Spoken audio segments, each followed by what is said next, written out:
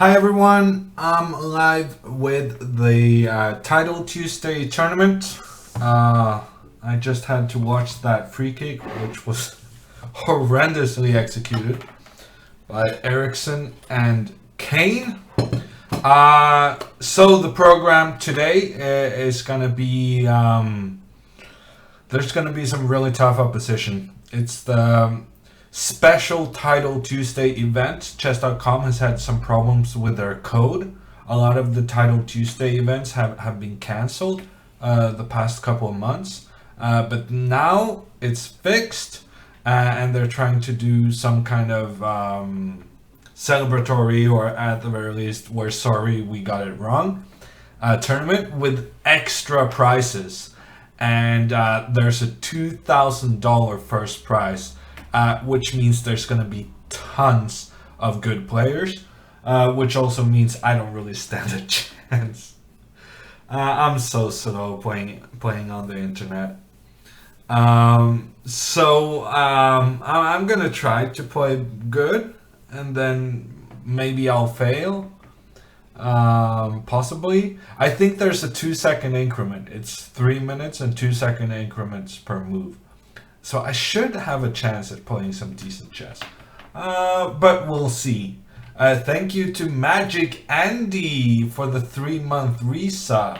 Starting out the day on a very positive note.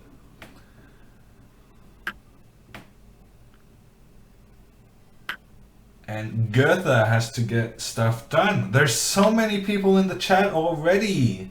Let's say hi to Arton, to Corvanor, to Magic Andy, Dejan, to Pelican. We have a Magnus Carlsen impersonator. We have Nils in the house. Sailboaten. I have never seen Sailboaten in here before. Welcome. We have Jens. We have Joel. We have Mazija. Chess Coding. Goethe. Twitchy McMudface. Isolda. All the usual suspects are around. Enix asks, can you stream Fortnite?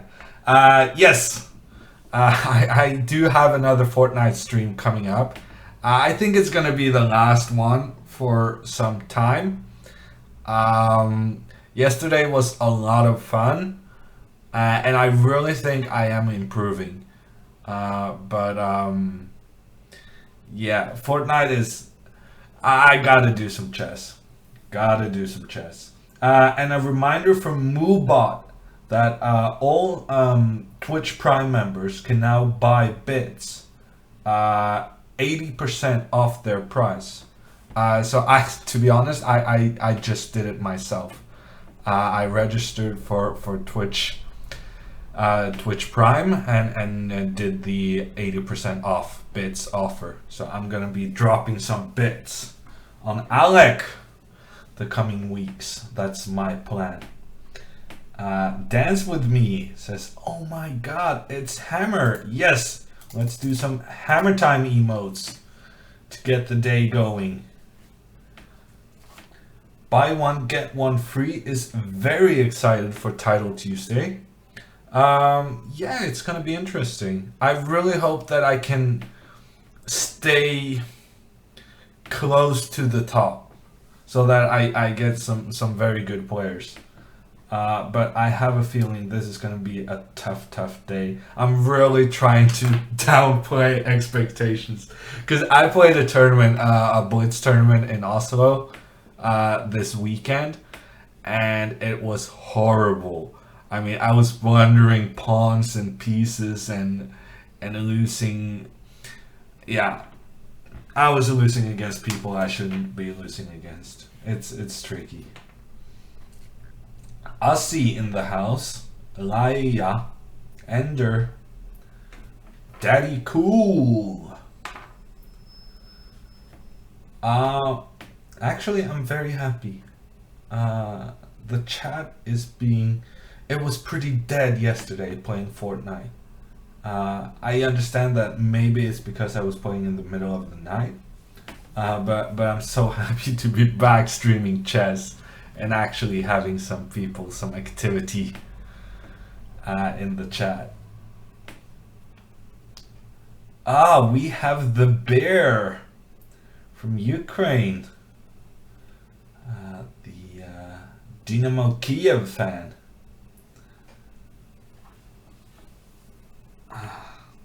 Goethe thinks I shouldn't be so pessimistic. Yeah, no. But it's so much easier to downplay expectations to start and then be very happy when it goes better than you were kind of letting people think.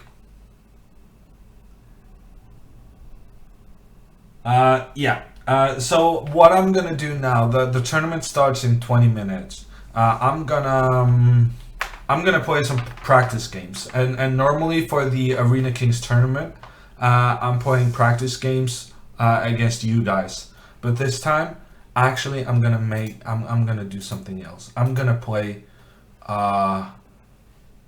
the big guns. I'm gonna try practicing playing these kind of people. Right? Look at this: 2,900, 2,800 blitz ratings.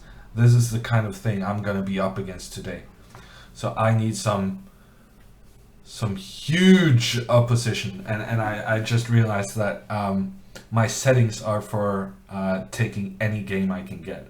Okay, so we will do one game against Duchess, and then I'm gonna change my settings. I forgot I needed to make the first move. I was wondering why isn't she moving, but no. I needed to make the move. Yes, I'm playing in the Title Tuesday Zangetsu. Winning is just more fun, says Alaya. That is so true, but precisely because winning is so much better, I have a tendency of not wanting to play the Title Tuesday because I know that the opposition is so tough. And I know I'm gonna be so upset when I lose or when I make a mistake. So oftentimes I'll actually purposefully avoid playing the Title Tuesday just because I want to be in a good mood. So this time we're gonna expose ourselves. We're gonna be open to the possibility of things going poorly, but we're gonna give it a shot.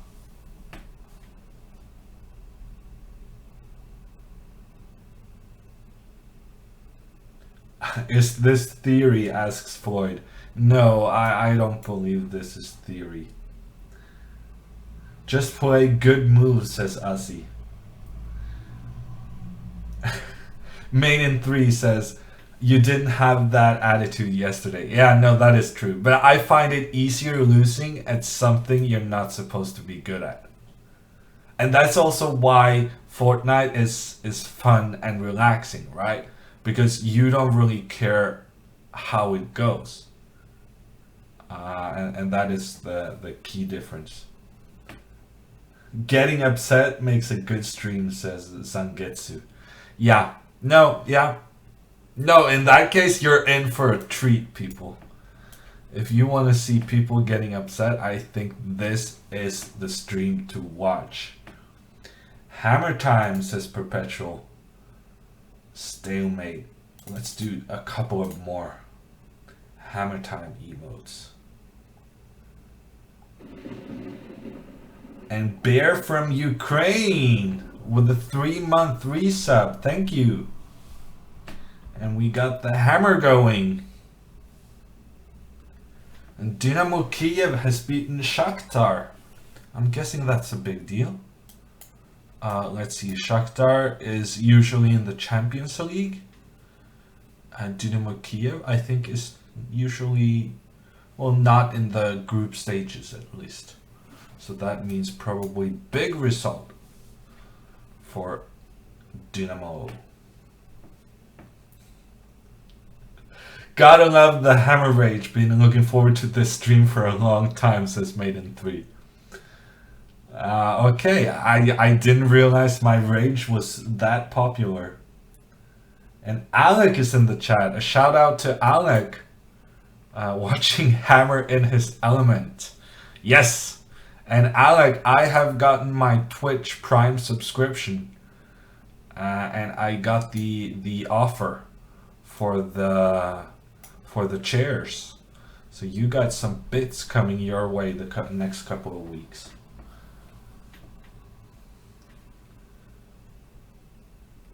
Lucas, would love to see you play Fortnite.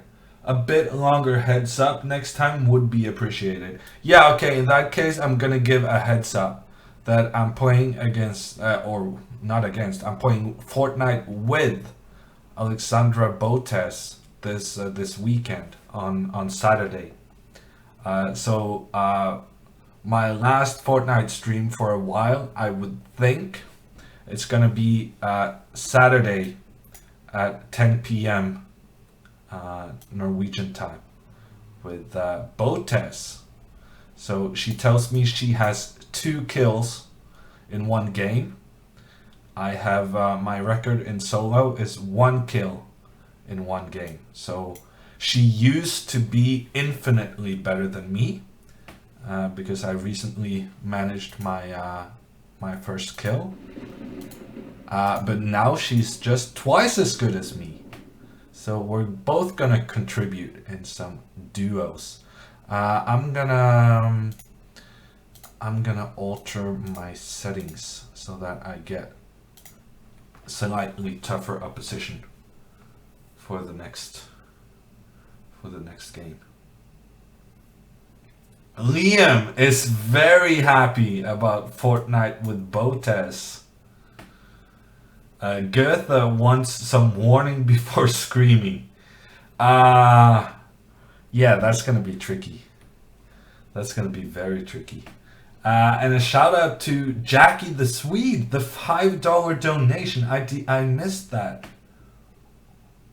Or I almost missed that. No, I did miss that.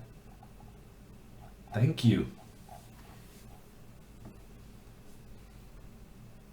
It's a big day. So actually today there are 3 prizes also for streamers.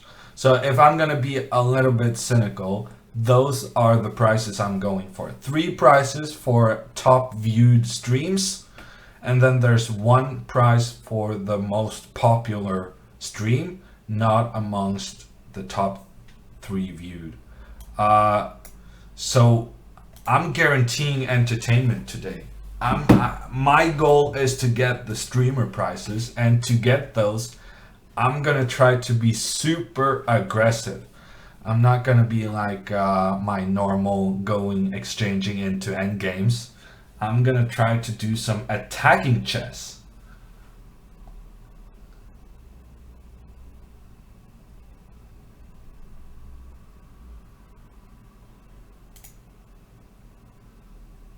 Ooh, and Alec got hit with Moobot's anger. That's unfortunate. I can't see anything he wrote. Yeah, Moobot is a bit aggressive. If you post any links, he's very upset. Yeah, no, yeah, these bots are a bit aggressive on the links. I've tried to fix the normal links like Chess.com and stuff like that, but it's tricky.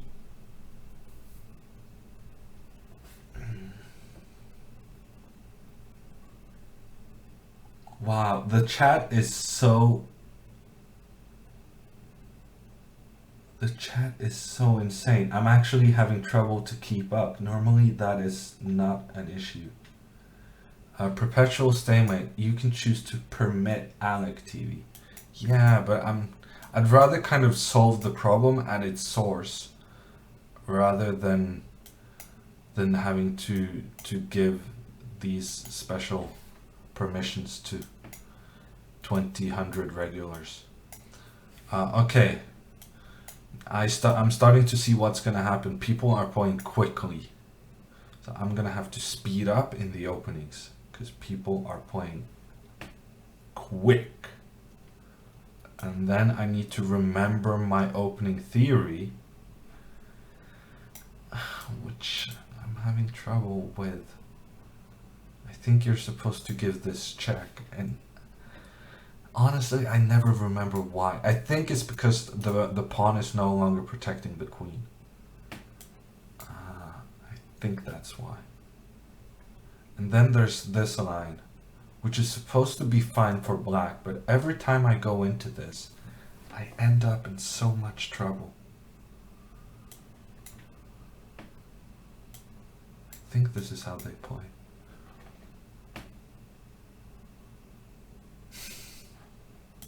Yeah, just stay off the links. I was talking to Chess Bay and we were looking into it at some point, but I just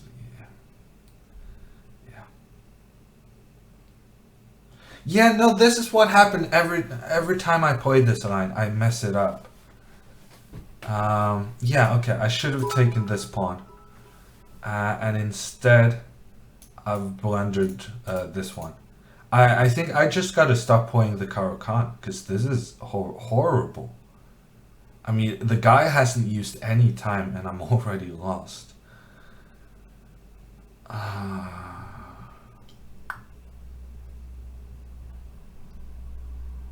that's depressing.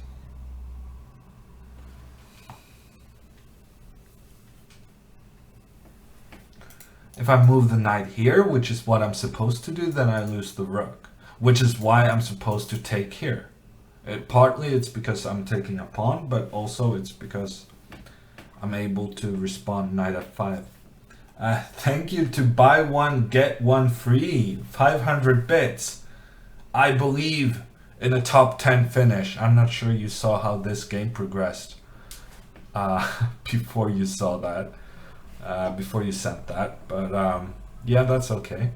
You know what? I'm gonna resign this one. I don't even care. Let's do another one.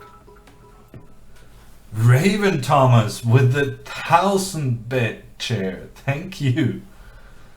Thank you so much. I'll play better in your honor. You guys, you believe, I'm not believing, but I'm just gonna get these blunders out of my system.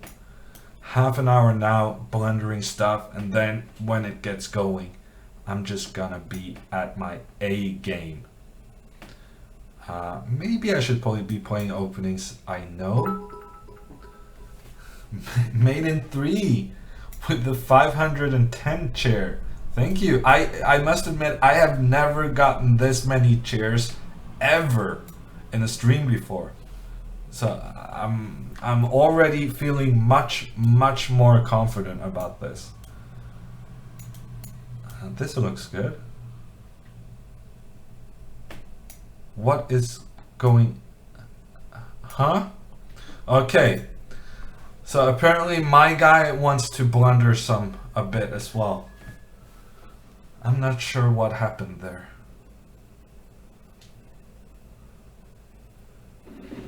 Ghetto Porridge with the resub.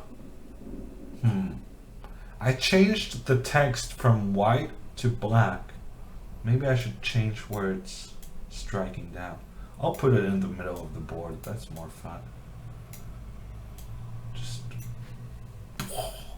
on the board. Thank you for the resub. 3 months. I'm gonna have to start thinking about the 6-month subscription badge. Flint Heart, also with the 3-month resub. Thank you. Colin is in the house. I'm not sure what you're saying though. Lucas. Yes, I have a schedule. I'm gonna actually post. I need to kind of get the message out there about the schedule. I really like this tool for scheduling in Twitch. It's just that people don't seem to check it, so I gotta spam this link many times. Dejan with the Norwegian. Hammer won after his opponent resigned. That is what happened. You know what? I don't think I can do another game. Let's do a bullet game. Let's do a bullet game, and then I gotta join the tournament. It would be a pity if I missed out.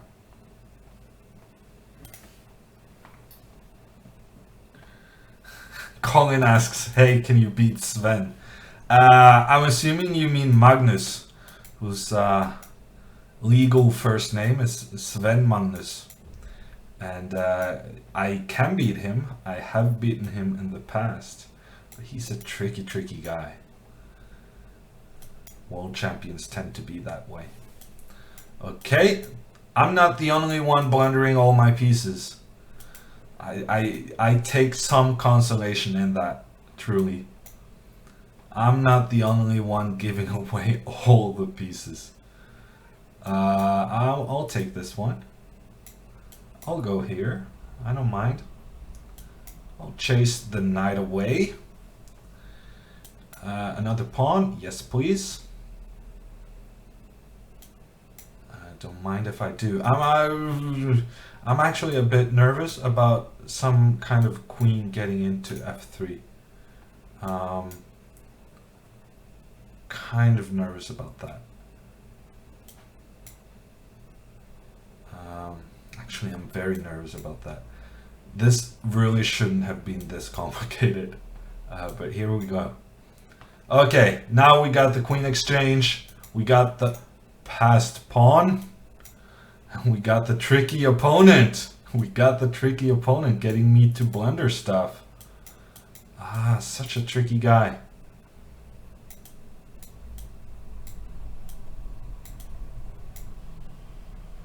Such a tricky guy. This is the kind of trickery I'm expecting today.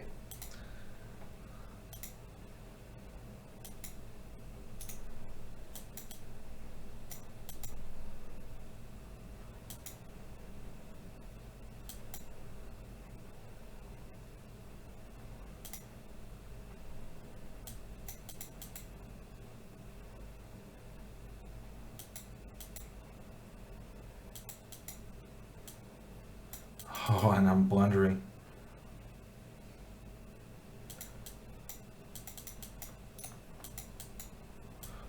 This is so bad. So bad.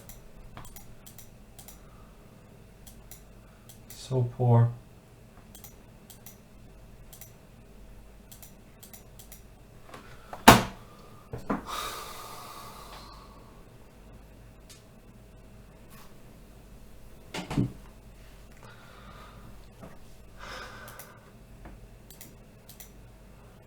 How on earth did I not win that? That is so sick. That is so sick. So sick. Oh, we're having a Magnus naming discussion. I guess I kind of started that.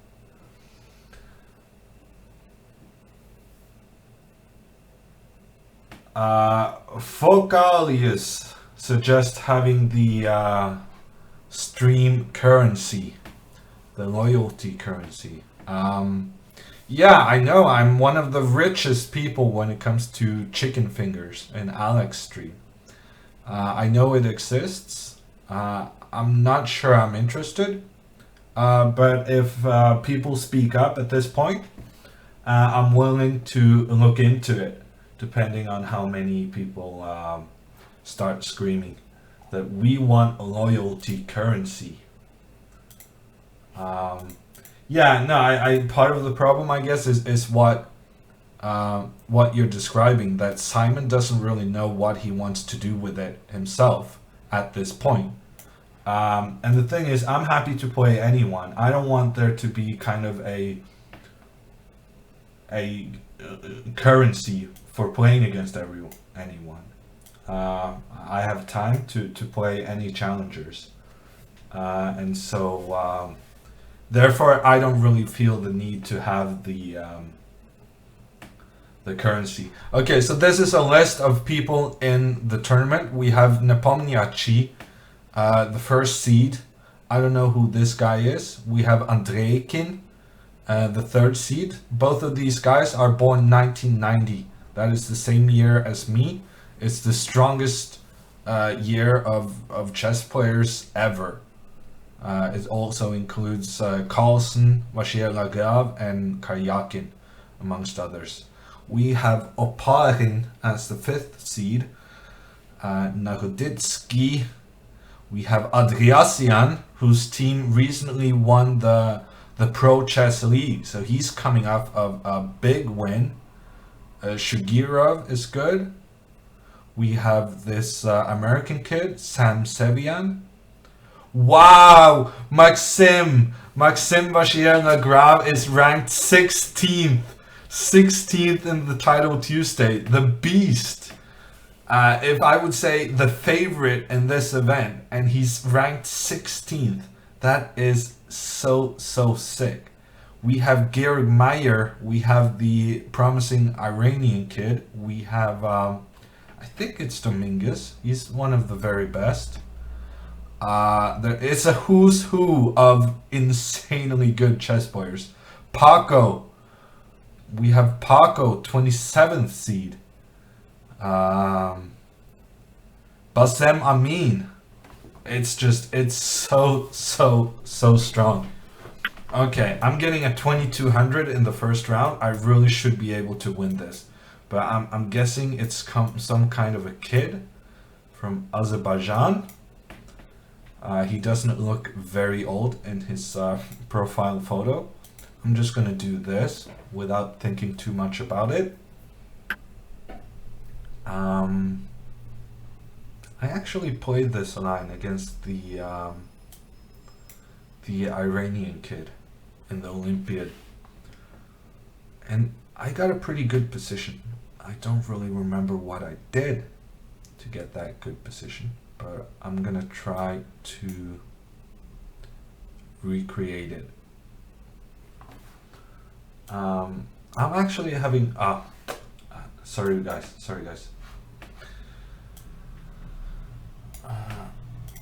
I always forget. I want to do something like get things ready and make it visible for everyone, and then I just always forget to remove it.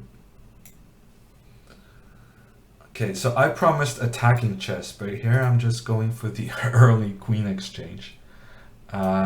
He didn't really allow me to do the queen exchange, which I think was a mistake, because look at his pieces right now. The rook and the bishop is still stuck in their starting positions. So I quite like my position. I think I'm much better is a bit strong, but I'm definitely better. Okay, let's attack here. Go back with the queen. He's gonna have to, yeah, he's gonna have to exchange. But I didn't really put myself in the best position.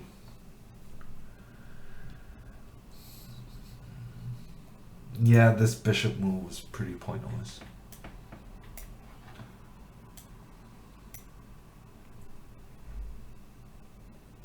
This move I quite dislike. Maybe it's fine. I thought maybe I can take and go with the rook to d1. But this pawn is hanging. He was threatening this pawn, so I should protect. This is not the warm-up. This is the first round, Goethe. This is the first round. We're in business. And now I'm liking my position again. I can't really decide whether I like my position or not. It's probably just extremely boring, extremely equal. But there are Norwegian chess players who have made a career out of winning equal positions. One of which I would say is me. So I'm gonna try to do that. Boring endgames. I specifically said before the stream, I'm not gonna be playing boring endgames. And yet here we are with a boring endgame. I'll go here to attack this one and also put some pressure on this one. I like this move. Is Magnus playing? I seriously doubt it. I very much doubt it. I can actually give up my rook here and get a couple of pawns. I don't think it's very good, but it's interesting. I'm gonna play good moves today. I'm not gonna go for stuff that I think is bad, but looks funny. I'm gonna play a good move, taking the rook on the h file, getting some attack there from the sides. Okay, so he wants to go here. I can try to go here. But then this is hanging. Okay, I'll go here to kind of just stop his plan. This is a very committal move. I mean, he's placing the pawn where both of his knights wants to go.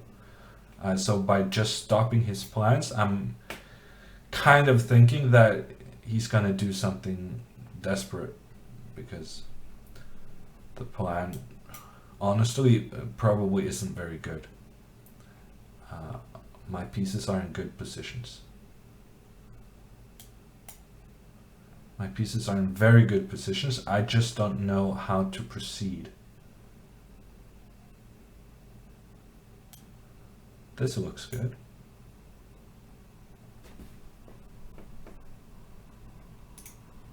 Big threat against f4.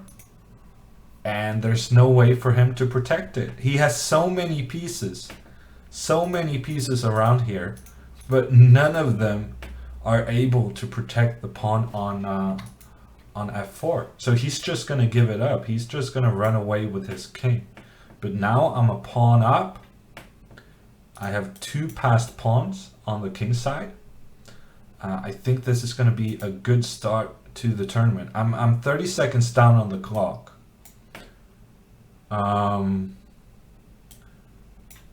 But that's not really gonna matter.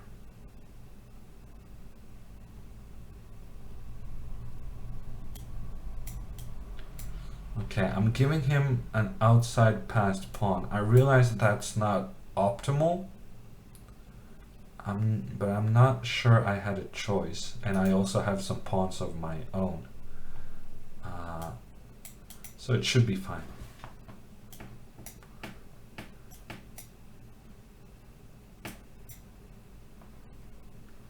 Let's stop this guy before he gets any further. Let's keep that guy protected. And then I win with these guys. So he's gonna go here. I'm gonna take this one.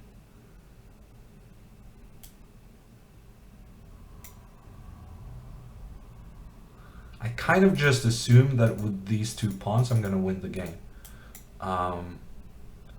I'm not quite sure how yet, but just it looks so good. Looks so good. Let's go here. Why give away a pawn if it's not necessary? Then go here. Next move, I go here. Then I go here. The pawns are victorious. 30 seconds down on the clock, but I have plenty of time to win the game. And he resigns. It's a good win. The first round win. It's a good start. Easy win, says Halvar. Can you put the standings over your head, asks Maziza.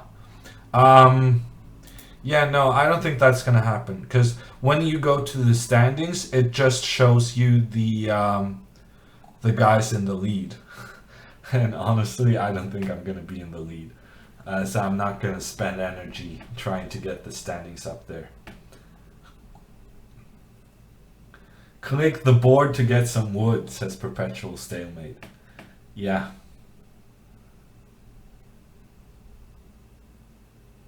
Chigas asks for the link to the tournament in live chess. That I believe I can provide.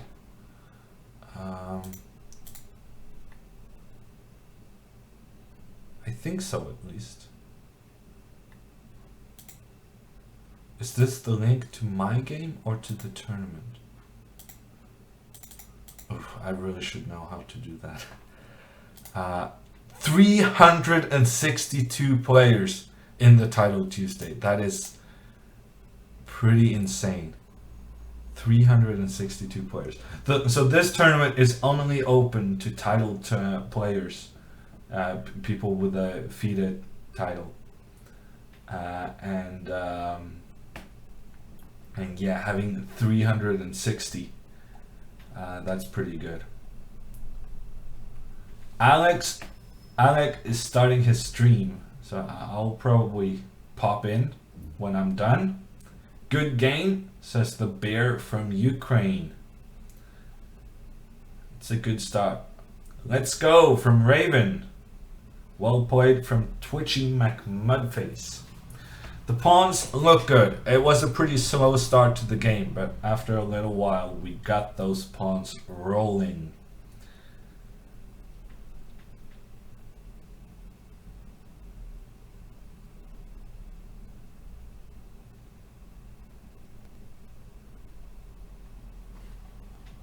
Chigas has found the link, and it was not the link I was gonna give. Thank you, Chigas, for posting the link. I honestly wasn't sure how to find it. I thought maybe I needed to go out of the arena to go back in. That would have been okay. I now I understand how I could have found the link. I'll keep it in mind for future. Perpetual Stalemate is overjoyous that a link worked. Yeah, no, Chess.com is supposed to be on the safe side for links.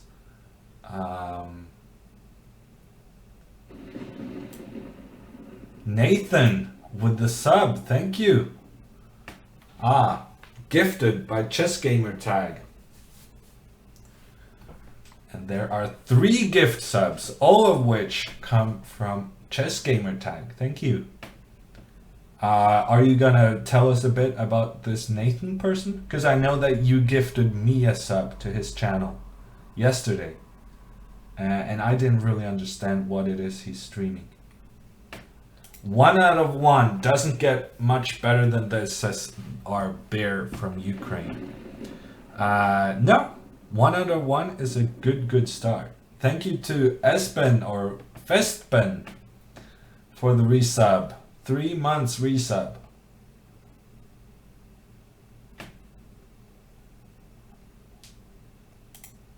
New chess streamer from Berkeley. Wow, that's interesting. Having just spent a week in Berkeley. That's interesting. Actually, I played, and there was a guy in my school team called Nathan, actually. I think our school team traditionally didn't do very well. But we had this one year, the year where Hammer was in town. And then I was on second board, my friend Jamie was on the first board. And then we had Nathan and some other person, I don't remember. And we managed, I don't remember our placement, but we did very well and I won all my games. Aman lost, says Tom Andy. Yeah, I guess I should be watching the games going on. Let's go to this game. I don't think this is from our tournament because they're pretty low on time, and had they been playing in the Title Tuesday, they wouldn't be that low on time, honestly. Let's look at Maxim Maxim is still playing. No, Maxim has won his game. Our pre-tournament favorite, MVL, with the win.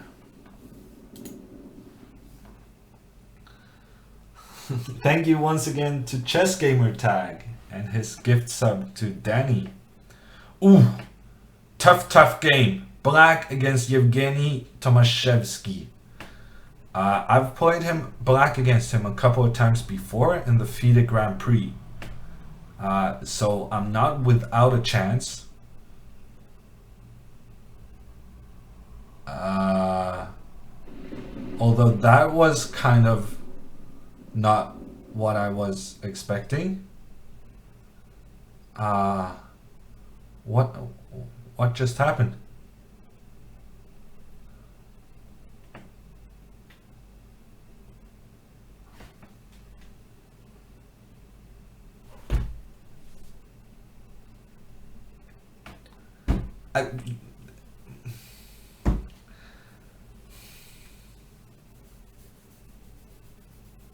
We played a couple of draws. I think draw would have been a fair result. It looks like he just lost his connection. Chess Gamer Tag is going crazy with the gift subs. First to Simon McNamara. Chesscom Simon. He is the I don't know, he's the guy I talk to whenever I want a prize. And then there's another gift sub to Estashen. And that guy you're also gonna have to explain, because I don't know who that is. I don't think he misclicked. I think he lost his connection. I think he lost his connection. I don't have a better explanation than that. Let's go watch Maxim. Maxim, where are you? The Leon Beast. He's playing against Avital Bukhkovsky, a player I have beaten. Good memories. It's a very complicated Najdorf. Maxim is one of the few top players consistently playing the Najdorf. And look at that! The exchange sacrifice on c3, just like Kasparov likes it. He's really going for it. The beast from Lyon. Going for it, really. Yeah, no,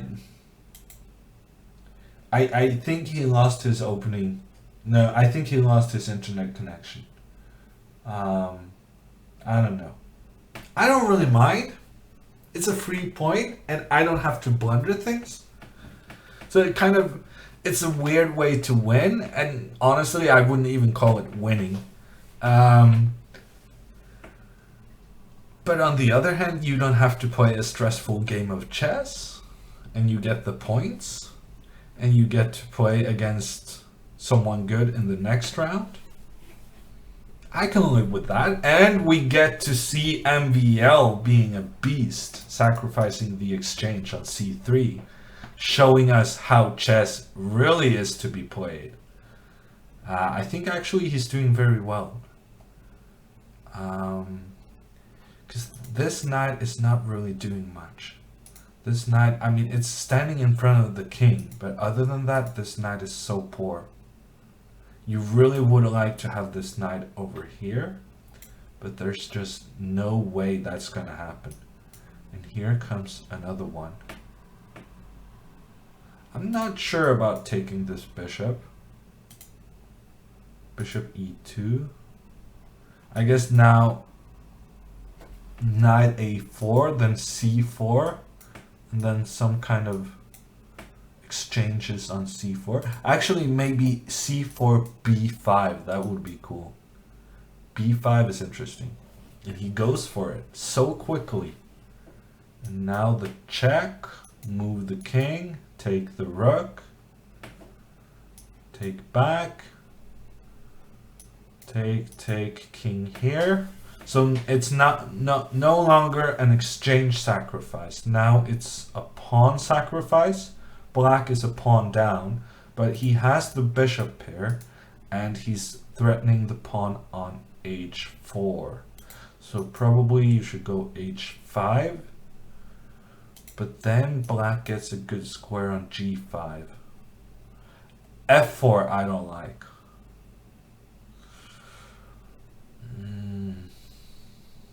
Maybe it's very clever. It feels wrong, but maybe it's clever. If you take, then the knight can come to d4, and the black king doesn't really have anywhere to escape. And if you don't take, if you take on h4, then you go f5. And the bishop has to go back to c8. Yeah, but now Maxim gets this square. So Maxim is just going to go bishop g5 and then start pushing the h-pawn. And that seems like a very good plan. Very good plan for black. Okay, but now Avital is coming with the knight. He's going to reroute the knight to e3.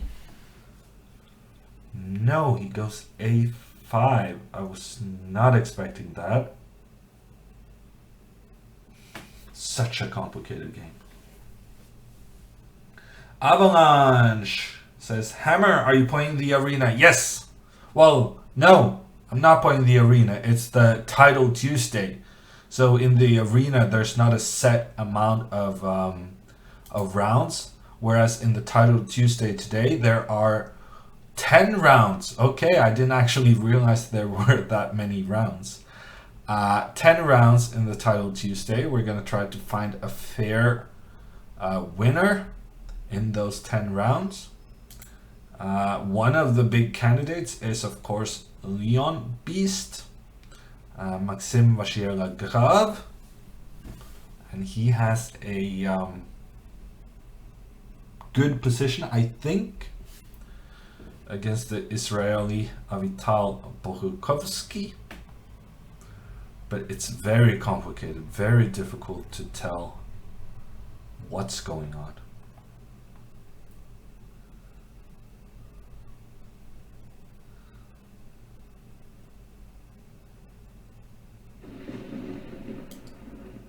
Wow.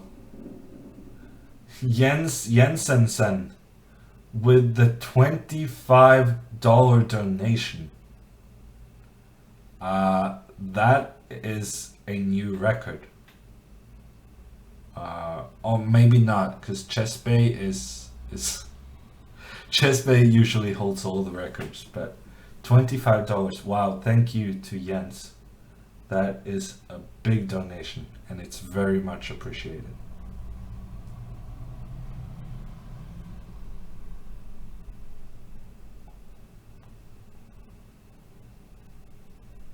Well, I'll do some emotes. Let's do some emotes thanking Jens for that one. Let's do some Norway emotes. Okay, I think Maxim is closing in on the guy. There's an open A file. There's an open here. Give a check. Bishop F1.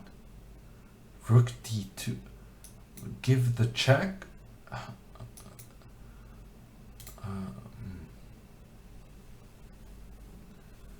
Okay, I thought at some point this was a trivial win. Ah, now there's a win. Queen A2, check. Ah, and he finds a way to get out. But now, after Rook C7, it's checkmate.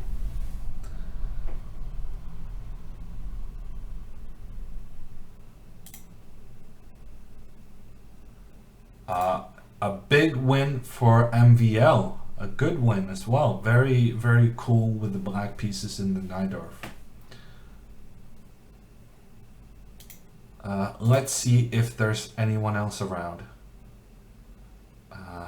Who do we know? Georg Meyer, Paco Vallejo, Krikor, Cobian. I'm gonna go with Georg. Georg Meyer has won his game after his opponent resigned. Never mind then, let's go Paco. Okay, Paco with the white pieces is a pawn up. Pawn up, this guy has a passed pawn, this guy has a passed pawn. Ooh, the knight coming to d3, exploiting the weak dark squares, getting that pawn on b2. Yeah, this is going to be an easy win for Paco. Good knight, not so great bishop, and the king is going to come on the other side and do all sorts of trouble. And then after you get your king here, you need to get your knight to c7. Paco isn't even doing that. He's just doing the exchange and then taking back, moving the king up to e5. No, not the king. Actually, I think he's going to change his mind. I think he's going to go back and then move his king up. No, he's just going to go for the winning pawn endgame.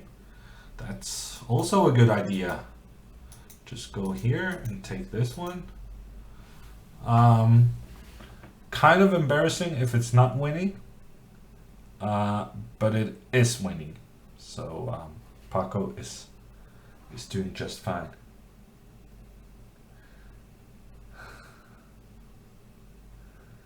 Avalanche likes Jens Jensensen's name.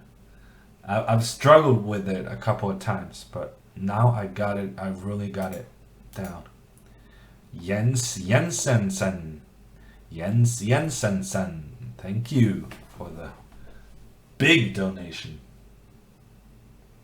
Could you show the standings again? There's just been 2 rounds, and honestly, my thingy isn't really refreshing the way it's supposed to. So I can do the standings. Yeah, I'm gonna wait a couple of rounds for the standings. There's still a ton of people on 2 out of 2, and my standings isn't really refreshing the way it should be.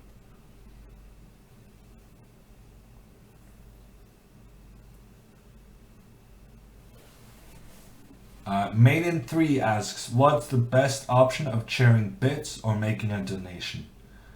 For bits, Twitch gets a cut too, says Perpetual Stalemate. Yeah, so bits is, I get all of the money from the bits. So if you donate 500 bits, I get $5. But the thing is that Twitch charges you $8 for those 500 bits or something like that. So Twitch is taking their cut when you buy the bits. So when you give out the bits, you're actually giving the full amount. Chess Gamer tagged with the sub for Hikaru. Thank you. I was actually watching Hikaru last night. They were playing at like 8 a.m. I was sitting up all night. First I was streaming Fortnite, and then I thought I should go to bed, and I didn't, because instead there was Hikaru playing against Eric Hansen, and I really wanted to see that. It's not that often Hikaru streams, so I wanted to take a look at that. It was good fun. Eric won this insane game. He sacrificed his queen for a rook. That looked pretty good.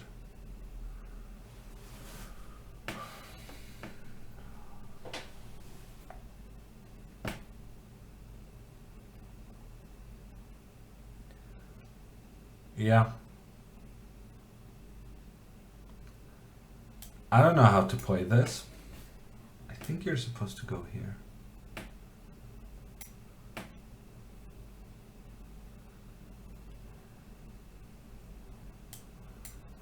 I think this is the line.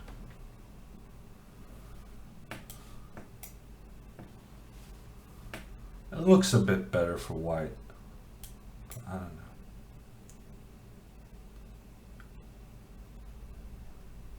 Maybe this is not the greatest move, because now he's gonna come here, and then he's gonna say that his bishop has some potential.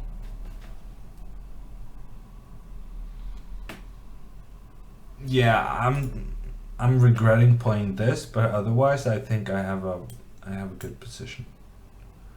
Other than that.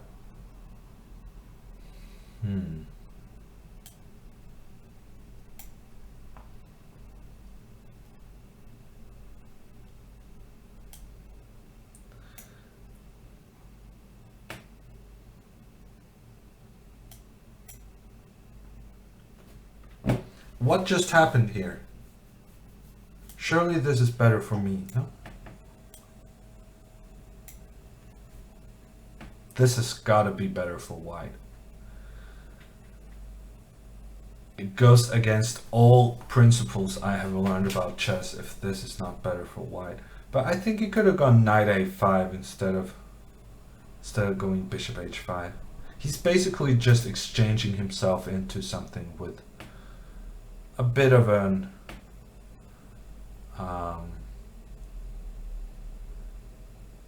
unnecessary pawn structure.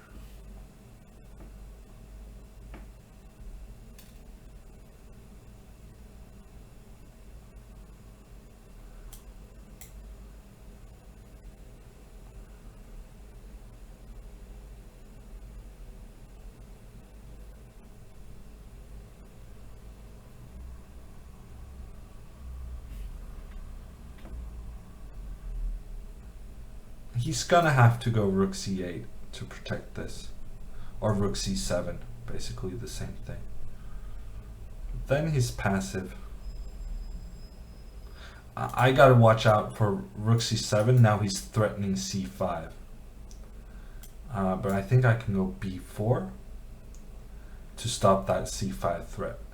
Now he has to protect this pawn, he has to protect this pawn, and also this pawn is not that great either.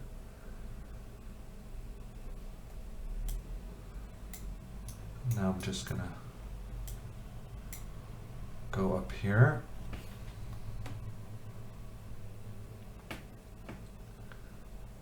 And then maybe double here. He's gonna have to go h3 at some moment.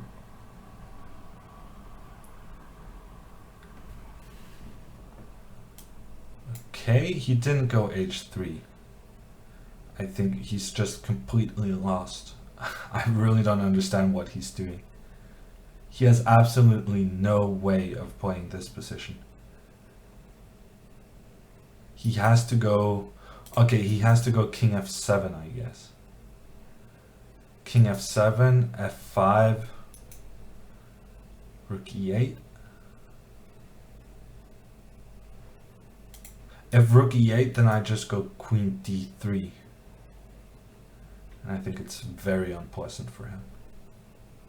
It's unpleasant anyway, of course, but...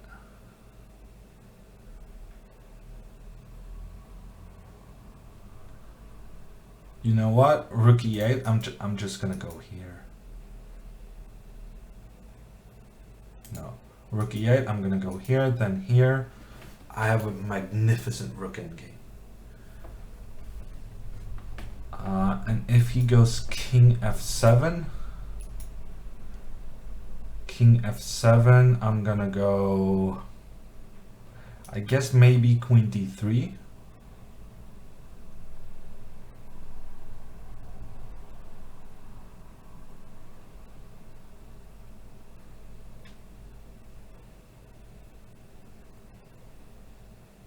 Honestly, I don't even see his idea.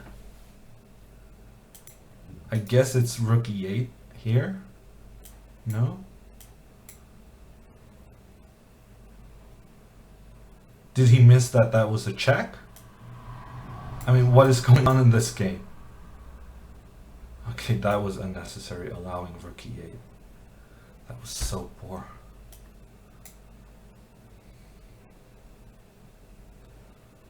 Okay, I'm just completely winning.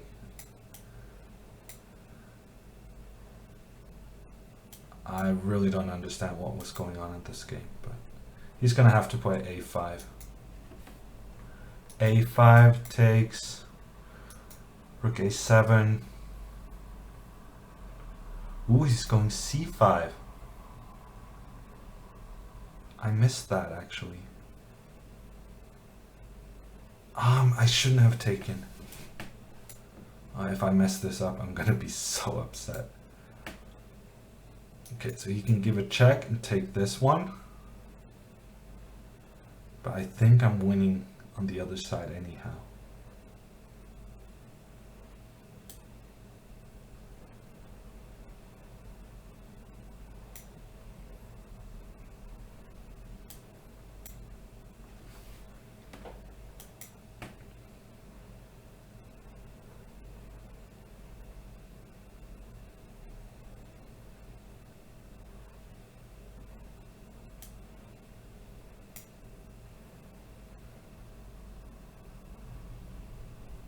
I'm really close to messing this up actually.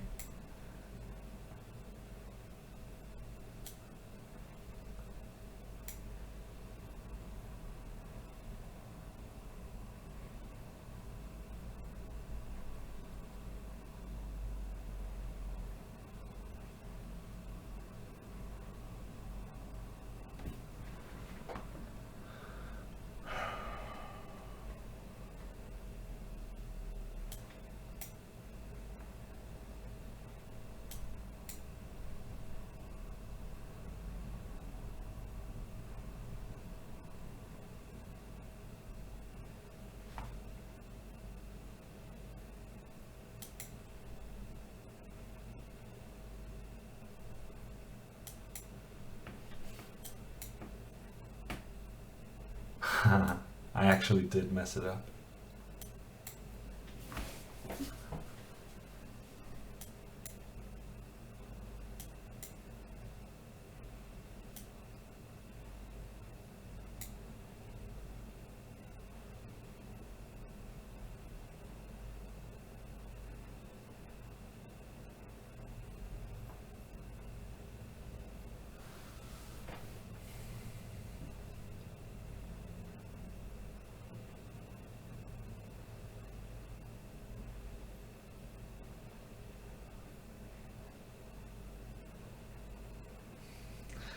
Twitchy McMudface, remember to warn us before shouting. Okay, this is your official warning.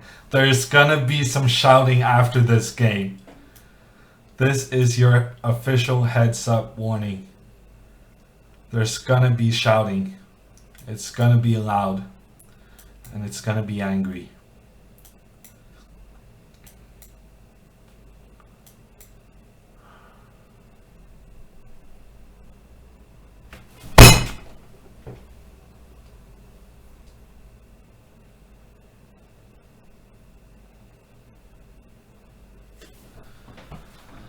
I'm not sure he played a single good move in that game. He's going to be horrified about the way he played. I think even here, I seriously think he missed it was a check. He thought he could play queen takes g3. Because this rook ending is, I mean, even if I don't win this pawn, this rook ending is so good for me. But here it's just better because I'm just a pawn up.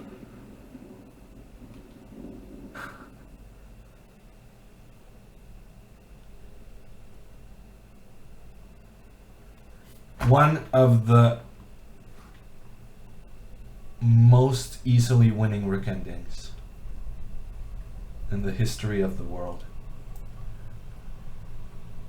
And I was 30 seconds up on the clock.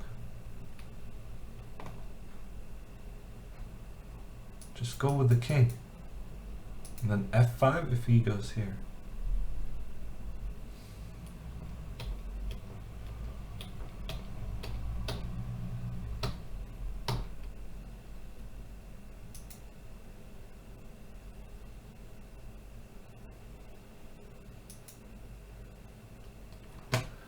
Yeah, that was poor.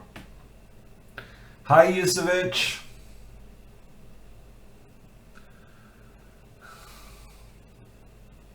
Faster, says Jens Jensensen. Yeah, no, I don't think this was one of those faster moments. I think this is one of those too weak, too slow moments. Yeah, that was poor. It's not that often you're gonna get such an easy game against such a strong player. But this was just, I was completely winning and spoiled it in a big, big way. And that makes people upset.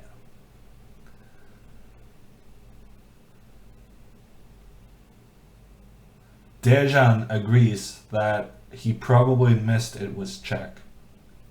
Yeah, that was... But that's a weird blunder. He spent 40 seconds on that move. And then he spends 40 seconds on a move that blunders a pawn. I mean, his position was horrible anyhow. But it was a strange blunder. And I didn't exploit it. And you don't often get that good chances to win games. Thank you to Focalius for the 3-month resub.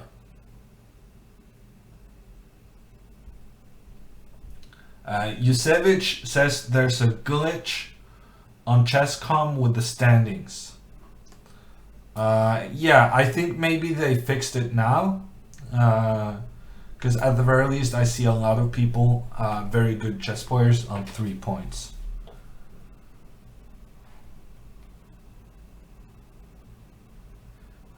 He probably didn't know what to do since his position was so bad, says Dejan.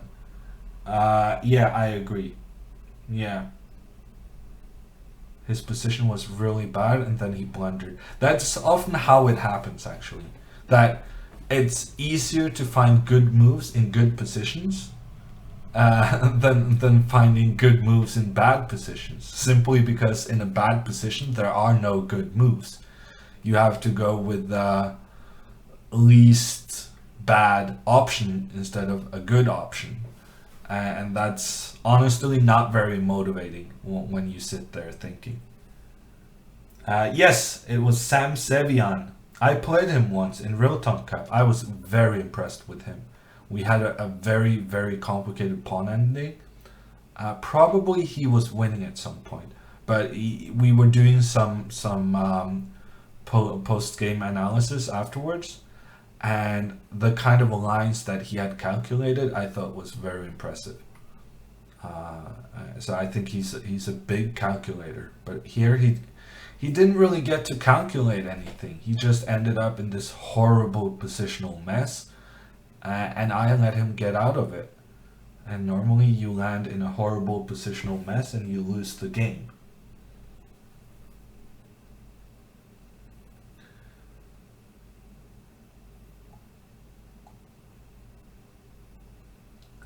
You have amazing emotes, says Avalanche. Thank you. I got some help, but yeah, coming up with them are kind of tricky. But I got some good help, and the Chess.com team helped me out designing them. I really like the gnome, and I love this hammer time. This is my absolute favorite. I kind of like the teacup, especially because I have so much tea. Like every day I have a pot of tea. The Norway gnomes, I think that's a nice one too. Yeah, those are my favorites. And the good game, of course. Good game.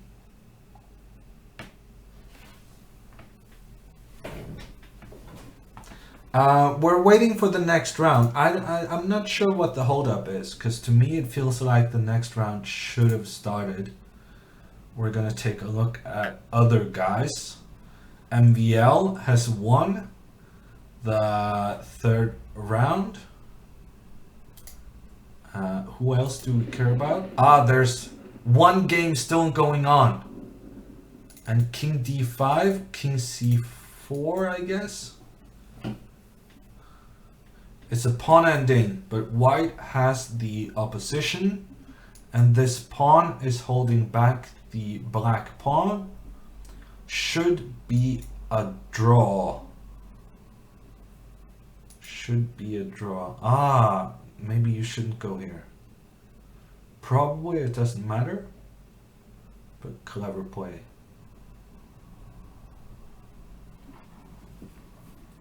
Thank you to ChessGamerTag for yet another gift sub. Wow, I've seen you do the gift subs in all the other channels. There's a lot of subs with your name written on it after a while. Snobble Joel speaks up about the hammer curly and pentive emotes. And Jens Jensensen with the carrots. Yeah, no, the carrots are good. I like them. I had some carrots today. It's very delicious. Wow! Black managed to win that game. That is shocking. Black actually managed to win that pawn endgame. I did not see that happening. I actually took my eyes off the board, and suddenly it was Black winning the game instead of a draw. Okay, so now I'm playing white against the Iranian kid, Paha. He has a very, very long last name. I have no chance at getting it right, so I'm not even gonna try. But this will be interesting. He's playing a reasonably normal line without d6 included. So the question is, can I exploit that anyhow? I'm gonna try. I'm gonna try to exploit that, and then we see what happens. So this c5 move wouldn't usually be available. And now after d6, I'm gonna go queen a4, because this is kind of reminiscent of a different line I play, which is supposed to be good for white. So let's try to do the same thing here. Takes back with the knight. Okay, so I have a big opening advantage. But this kid isn't really known for being an opening genius. He's good at creative play. Let's go with the queen here, actually.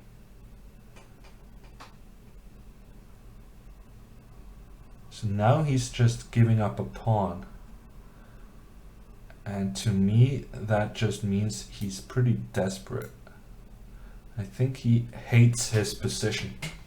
With good reason, I would say. I don't think his position is very good.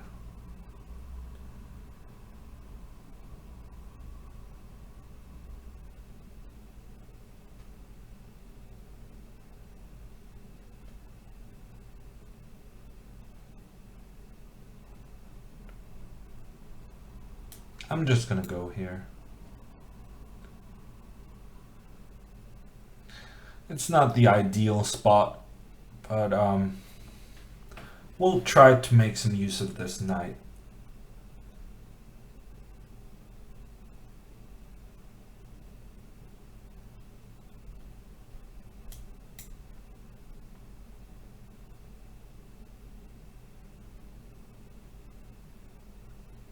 I'm still a pawn up. I'm no longer a pawn up. But I have a pretty good position. And I can go here with my bishop. On the long diagonal, that sounds like a good idea. I have my rook ready to take this one at a good moment. Okay, so he's getting so desperate, he's actually started protecting his pieces. Ah, he's going here with the knight. Probably that was a big mistake by me. I shouldn't have taken that one so quickly. No, it's fine. I'm getting the knight to e4.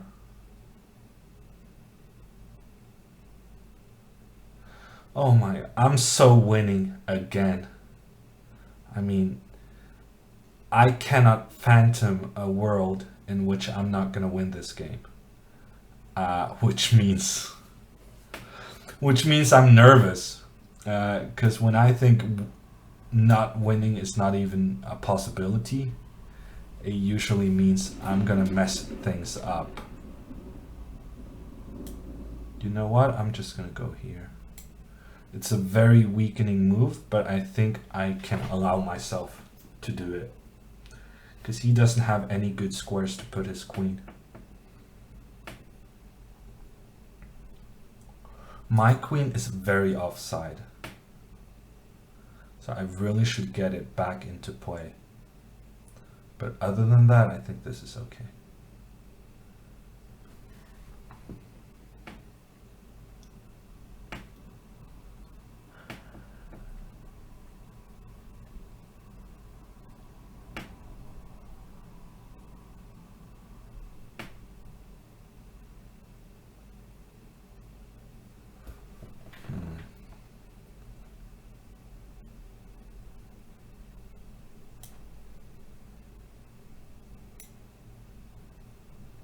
I'm spending way too much time.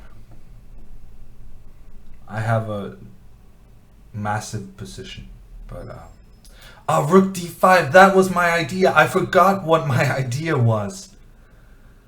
I forgot that was my idea. I had checkmate basically with rook d5. That is so disappointing.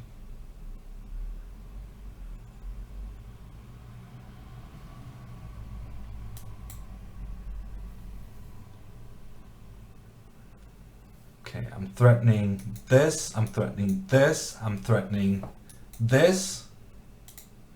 I mean, there's basically nothing I'm not threatening. So the big question is, how am I gonna mess this up? I don't know, it seems impossible. It seems impossible to mess it up, but we'll see. I'm sure I'll give it a good go.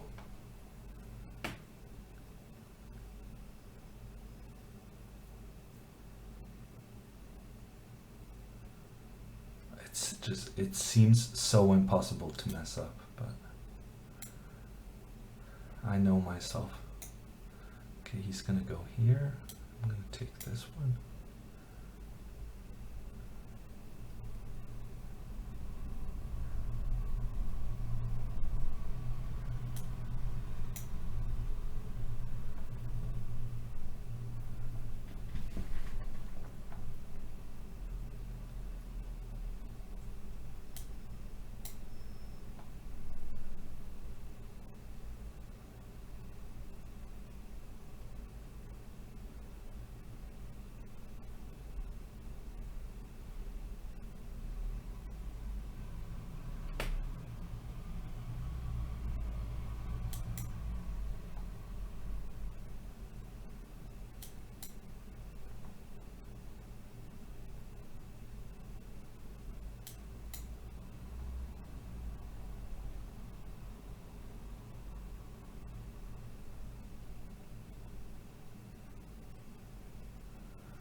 I did it! I did it!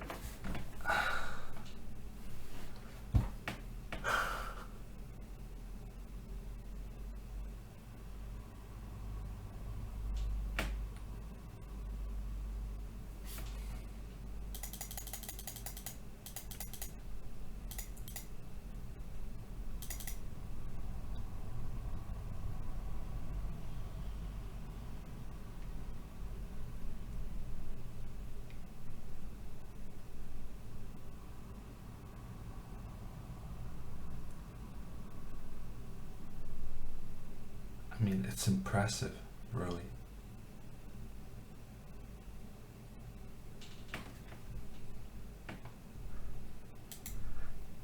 even this move was probably pretty good.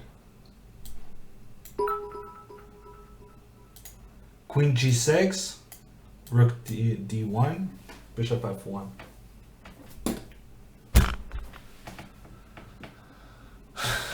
Thank you, Anders, for the cheering up. 500 bits, thank you. This would have been such a nice finish as well. Queen takes g6. It's a huge finish to a decent game. And instead, I just let him come attack me. And I just...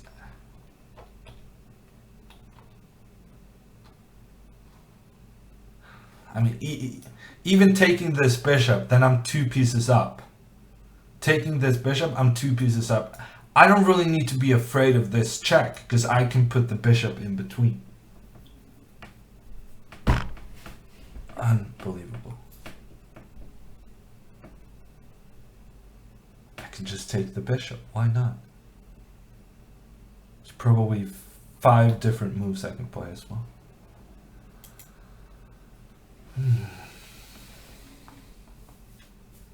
You're gonna crush, says Goethe. Yeah, no, I mean, I am crushing. Look at this. Completely winning against Sevian, completely winning against this. I'm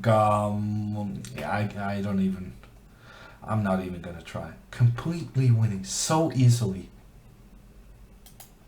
How did I manage? Also here, rook d5 is just winning on the spot. Rook d5, queen c7. I give the check. King moves, queen g5. Checkmate, next move.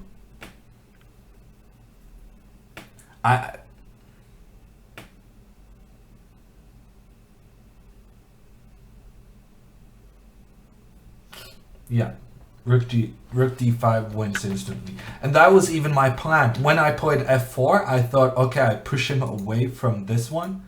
And then if he goes queen f5, I can go rook d5. So how did I forget about wanting to go rook d5 here? It's just weird.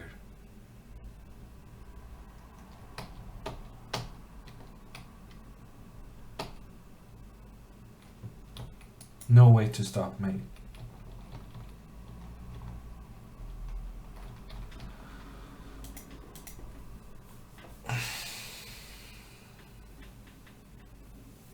I'm trying to smile, but it's very difficult. Because that was... I understand that I have a tendency of playing slowly and missing chances, but not those kind of chances, right? I mean, basically any move I played was winning in good fashion, in attacking a way. Perpetual Stalemate says that he's 7 out of 7 at Sharjah. Yes, I know. And yet I was winning so easily against him. So clearly I know a bit what I'm doing. Just, I really struggle getting those last kind of things. Check and queen. And Danya will have to resign. At least I'm not the only one losing to Iranian kids. I will take some consolation in that. Twitchy McMudface, get a cup of tea. It's too late. I mean, it's 11 p.m. You cannot have tea at 11 p.m. Actually, maybe I have some. No.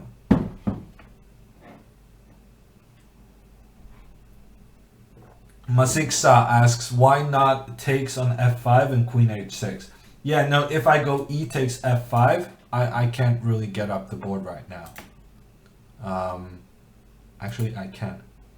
Yeah, so e takes f5, then there's queen takes g2 checkmate. So I had to avoid that. But I could have avoided that in better ways than losing in one move. No, queen takes g6 was the move, and then if he takes back, rook h7 is checkmate. Not only is it the best move in the position, it would have been a gorgeous way to finish off a good game.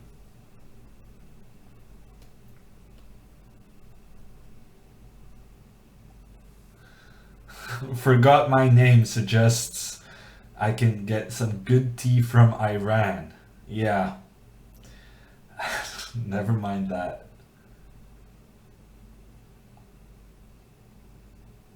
D5 was winning, says Chess Trouble. Yeah, no, I think a lot of moves were winning. Taking on F5, yeah, no, taking on F5 was never gonna work. Taking on F5, there's the queen takes G2 checkmate. I could have taken on F5 here. That I could have done. In general, I didn't really have a lack of good moves. I just had a lack of thinking. Almond, watch your time. Yeah. I know. I know. I'm slow. I'm very slow. And it doesn't pay off. But with the increment, I think I have I should have some good chances. Games like these, with the increment, I should have no trouble in winning. So far it's just I'm getting good positions and then I'm playing tricks on myself. Jens Jensen said, never play Fortnite the day before a chess tournament. Yeah, no, I don't really think it's about that though. Because the thing is, I played horrendously this weekend as well. So actually here I'm playing pretty well compared to this weekend. I'm getting easily winning positions and then I'm messing them up. Whereas during the weekend I was just playing poorly, getting bad positions and then losing my games. So there's some sense of improvement, but not a lot.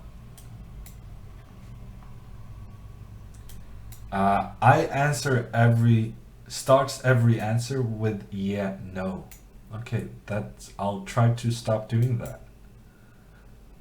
I always think it's funny with Peter Heine because he always starts every answer with the Danish ja men, which is basically the same thing. It's like yeah, but and I think it's funny when he does it, but if I'm doing the same thing, that's not good.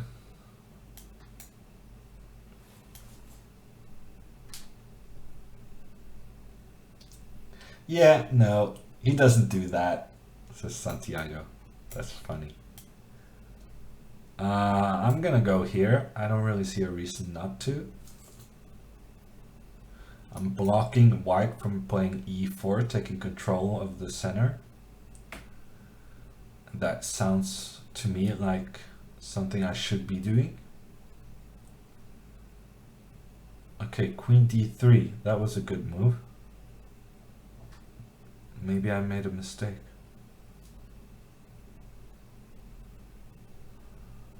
Oh, am I gonna hate my position from the opening this game? I hate it when that happens.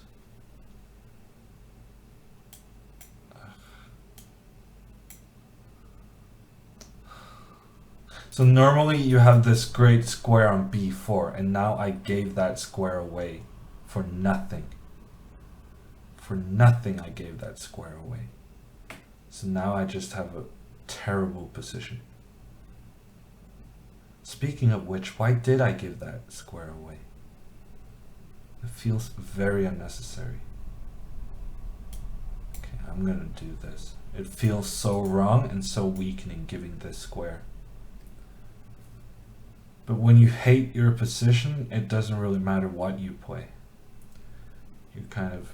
You're allowed to do whatever you want. Because you think, things cannot get worse than this. And then somehow they end up getting worse. Seriously, if I was attending some kind of Russian chess school, they would kick me out on account of this move. It's such a bad move. Such a bad move. Okay, I don't think that was a very good move. Yeah, I don't like that move.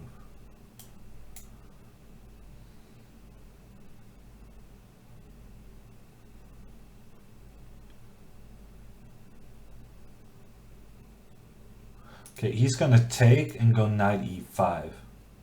I'm trying to figure out what I'm gonna do when he takes and go knight e5.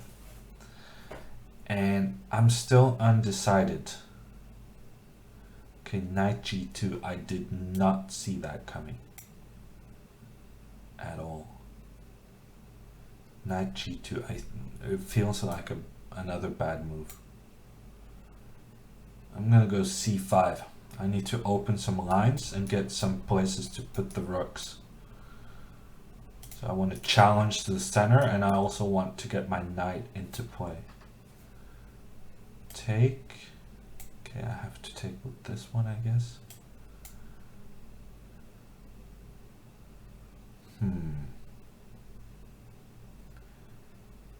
What is going on here? I have no idea. Okay, so takes, he's going to take back with this one. And then this is going to be annoying.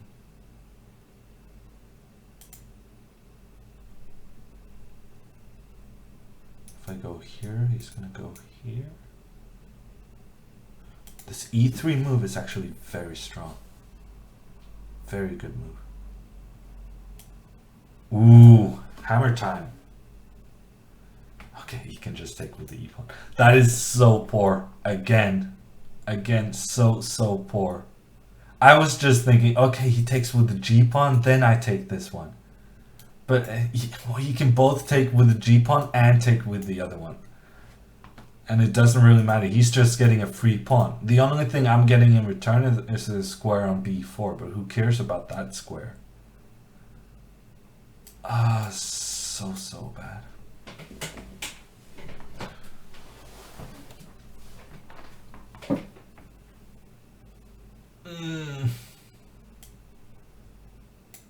And once again, I think he played a bad move. I really think he should have gone knight rook c3. But he didn't do that. And that, I think, is very surprising. I think it was clearly the best move.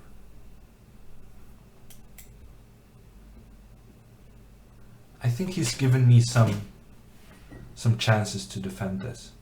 So now he realizes that he needs to go rook here. But now I'm going to play this move. And then I'm going to go here. He seriously misplayed this. He really didn't execute this well.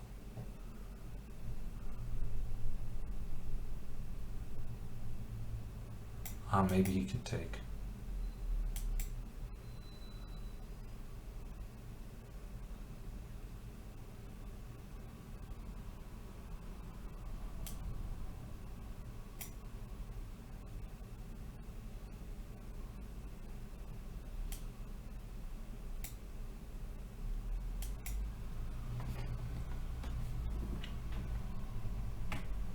I guess it's easily winning for him, but we'll give it a shot.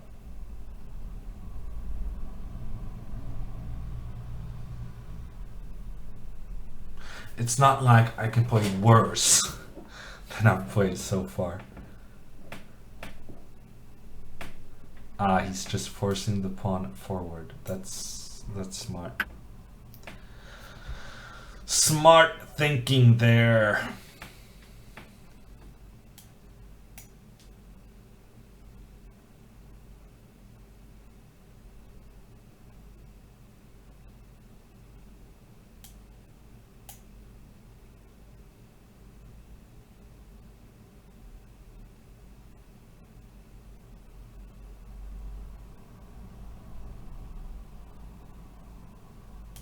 Yeah.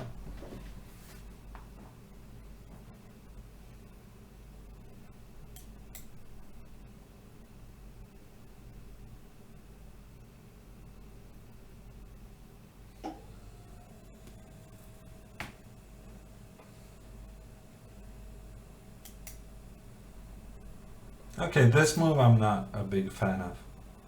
Now there's some miracle in which I get my knight up here.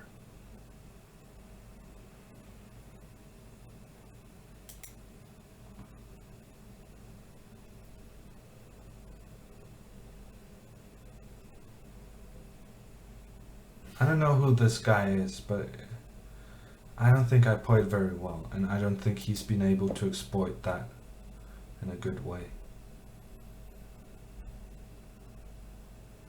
His technique has not been Russian, let's put it like that.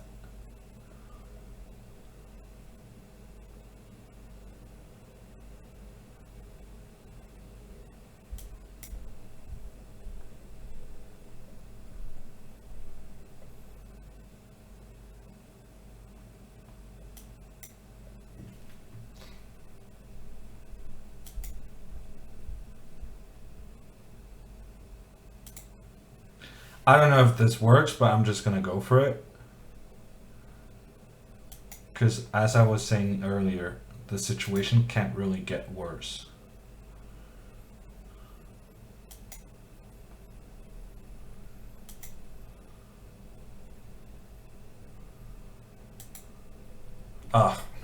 He was protecting that square. Never mind. It's Fedoseev. Okay. Yeah, I played against him actually in Blitz many years ago at the Aeroflot. He was an exchange down and swindled me. So I have had this poor Blitz streak going for quite a few years. No, I don't need to move faster, San Diego.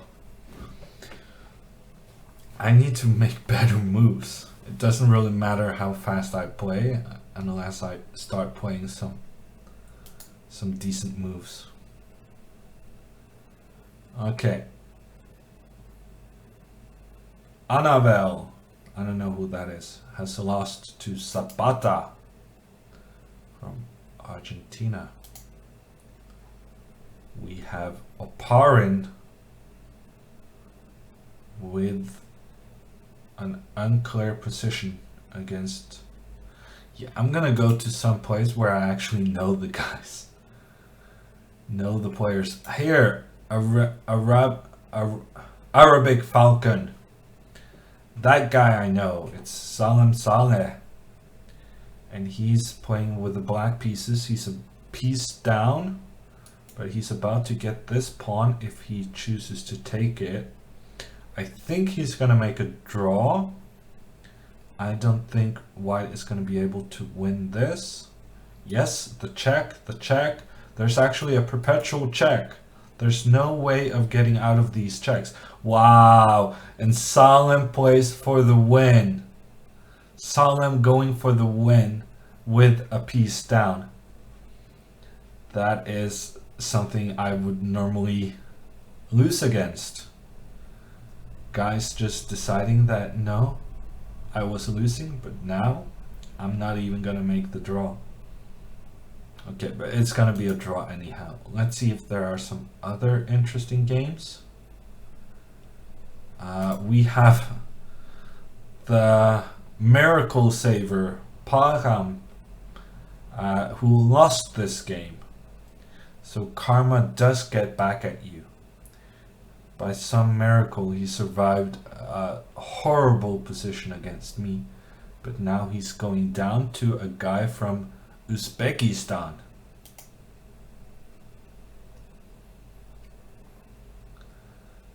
And we have Krikor. Krikor winning against Tigran Petrosyan. That's a good win. Very solid win there for Krikor. Okay, so people are getting good results. I'm kind of the only one messing up all my positions, apparently. Main in 3. You've been playing quite well in all games except the last one. Yes, that is true. But when you have half a point in 3 games, that's kind of what happens. Your play just deteriorates because not winning those games, being so easily winning against Samuel Sevian and Parham, that just feels bad, man. Isn't that a Twitch emote? Feels bad, man. Ooh, King E3 with the trap. king e3, and now this is losing because of king f4. And then it turns out black is gonna win this after all. Fighterman comes out on top with a tricky endgame situation. Ah no, there's knight d3 check.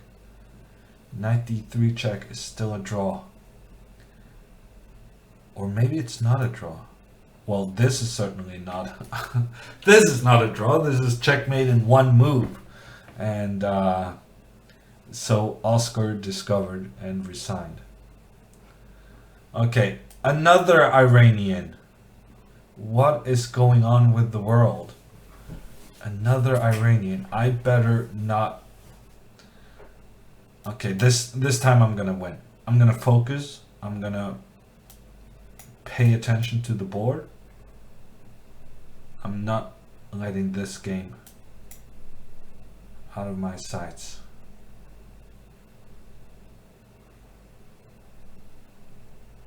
Jens Jensensen has faith still. Tomorrow you will dominate in Arena Kings. I'm looking forward to it, he says. Yes, no, that is the plan. Arena Kings. That is my tournament. Not these Title Tuesday difficult opponents kind of things. I like my play. I like my opponents predictable and... Well, actually Eric is away. He's doing commentary for the US Championship.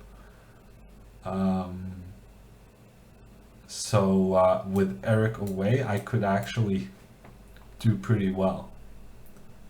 It really helps not getting those unnecessary losses in the middle against Eric.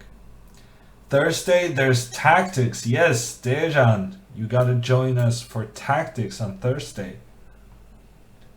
Maybe that's my problem. I should have done the tactics earlier, and then I would have been sharp for these games. Maybe that's my mistake.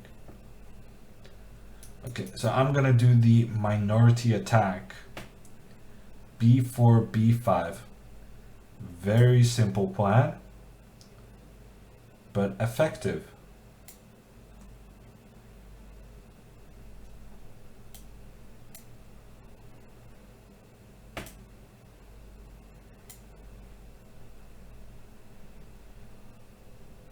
And now we get this outpost on c5.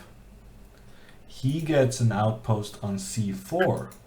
So who's going to exploit that to their advantage? That's the big question right now. I'm also going to use this one.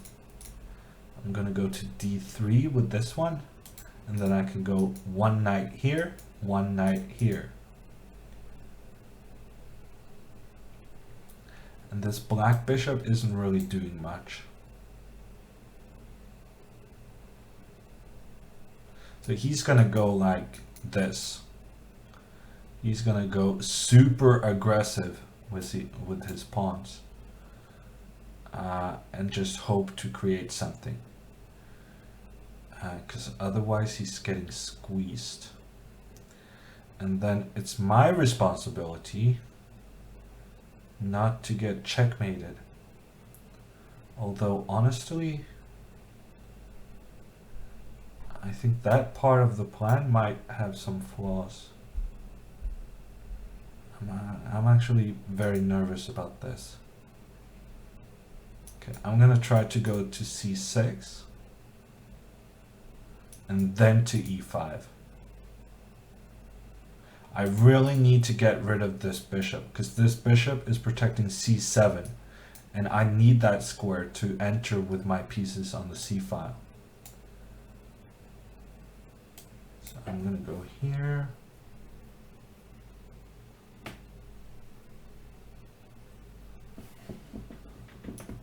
And I'm just gonna go here as soon as possible. Hey Hammer, says Eagle. Halvar says that no, I'm taking down Arena Kings tomorrow. I might hold you to that. I'll remind you tomorrow that you said this is your day. So you better bring your A game.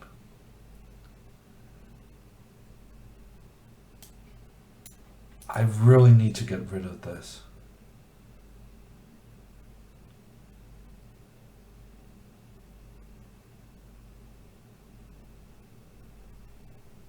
You know what? I'm just gonna do this.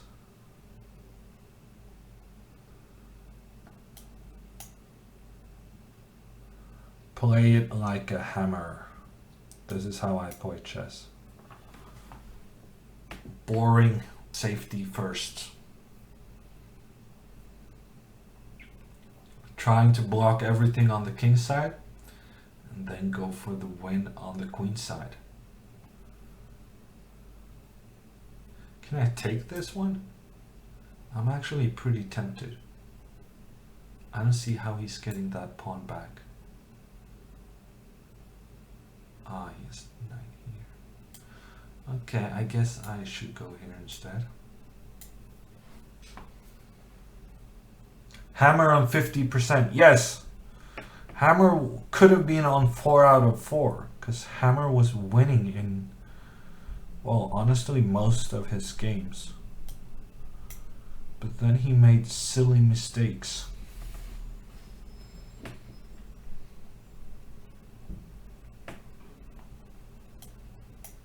So we're gonna double rooks. I'm actually still kind of nervous about the stuff going on here. And with this bishop, I still have no way of attacking anything in black's position.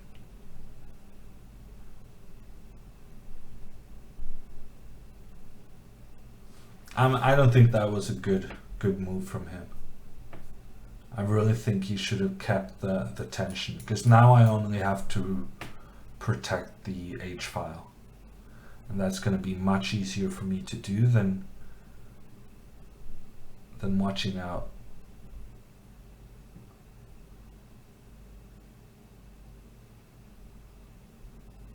I'm going to go here. I think it's fine.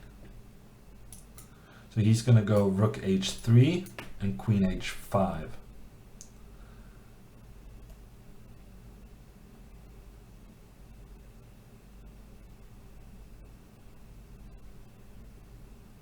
Okay, that one I did not see coming. Let's go here.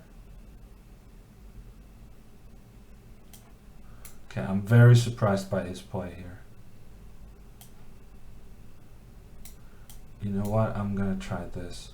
It's kind of boring, I realized, but he's low on time, so I have a chance to flag him. Also, I think this might be objectively better for me.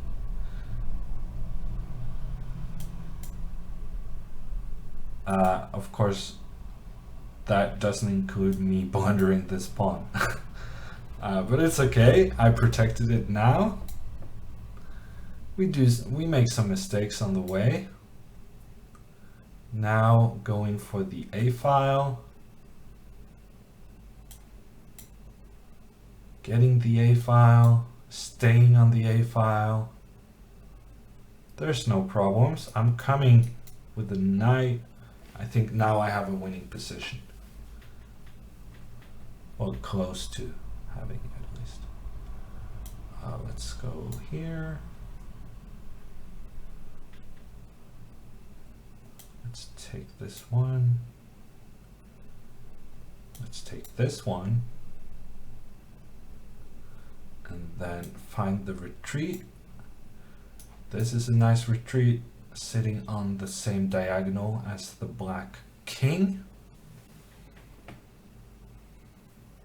Now, how to proceed? This diagonal is kind of annoying.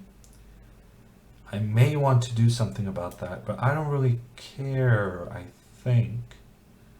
Because I'm just gonna go here. I'm not too afraid of this. So long as I keep the attack on e6, I'm gonna be fine.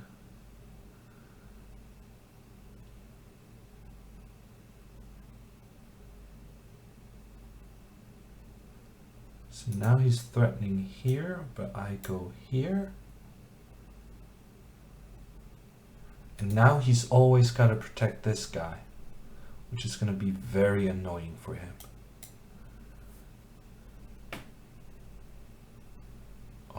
Okay.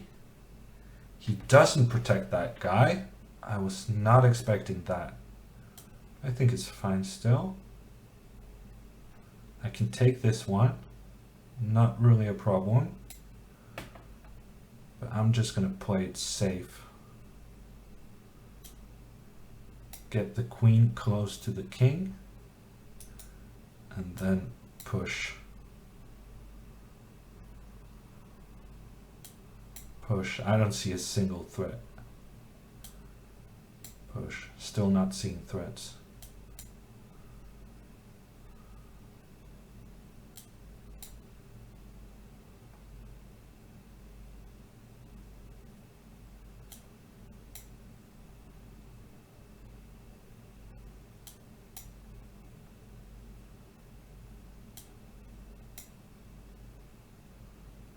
And it's game. It's a discovered check with the king.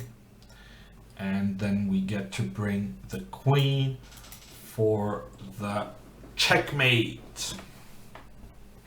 Okay, I don't think that was a great game, but we got the win in the end. That's what matters. Push him, baby, says Yusevic. Yeah. And Dejan and Santiago, you guys really need to get more creative. 3 guys with the same joke. That's not good enough. But the pawn went in to give the new queen and give checkmate.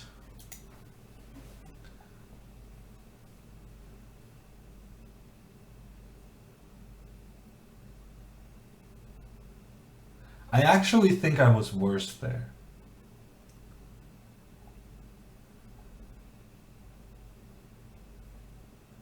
I actually think I was worse. I think this position with the attack going on around here, I think I'm worse. Because I have no way of attacking basically any of his pieces. Whereas this bishop is just so strong on d6, protecting this square on c7 and this square on c5. And there's just no way for me to get my pieces in there and start attacking. I'm not even sure what I would attack, because everything is pretty well protected. So I think up until the moment when he played knight g4, I was in some trouble. But here I felt like I had reasonable control.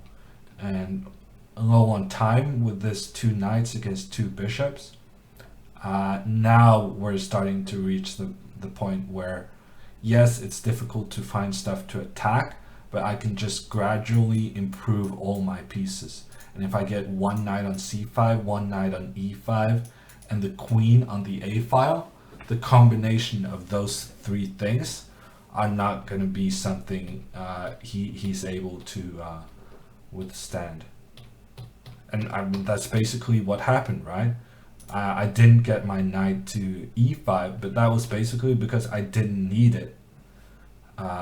Already here, he's really struggling for a move. If he moves his king, then queen h8 is going to be annoying. If he moves his bishop, he's going to lose this one. If he moves his queen, he's going to lose squares. Queen c6, queen d8, for instance.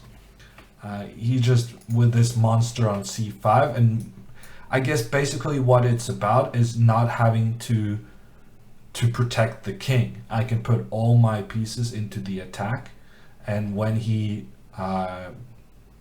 exchanges on g4 and the pawn structure becomes closed, then there's no way for him to create threats against my king, so I can kind of just do my own thing with the queen and knights.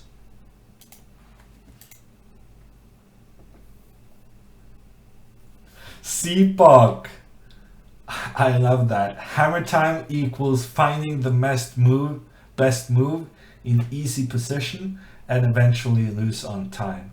That is the most accurate description anyone has ever come up with.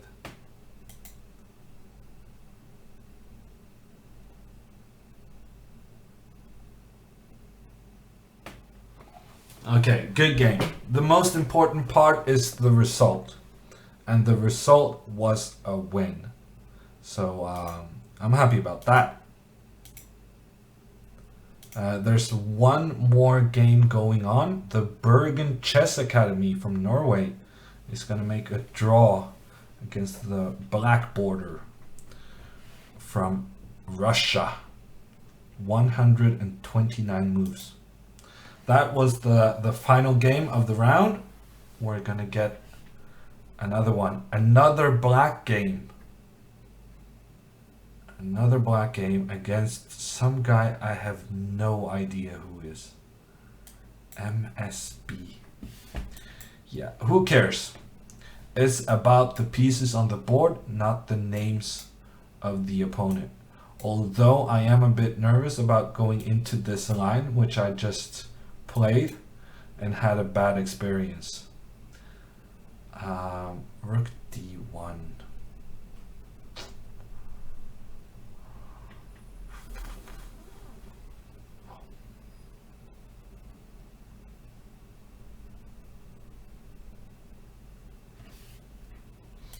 Yeah, I don't know this stuff. I'm gonna try this. It looks, I don't know, can't be that bad, right? Probably it can be pretty bad, but I thought it looked okay. Queen takes c4. I don't really know what I'm doing, but it got him thinking. That is the important part. It got my opponent thinking. That's a good thing.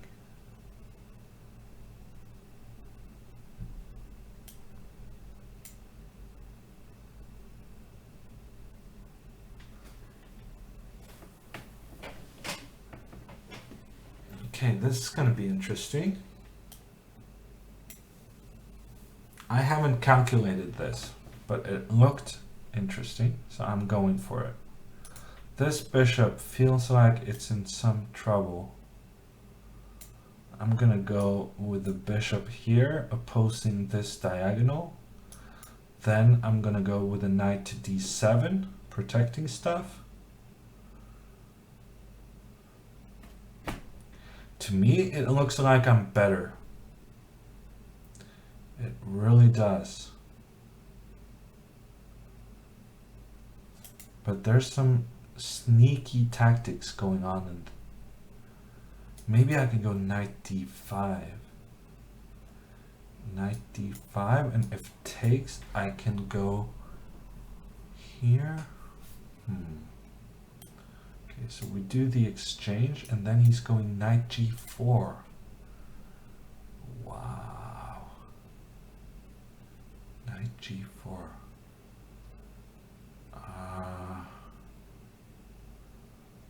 Okay.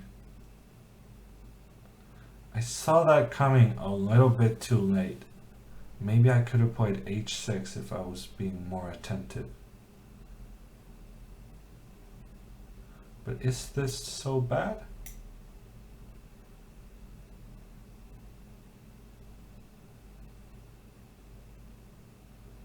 I don't know.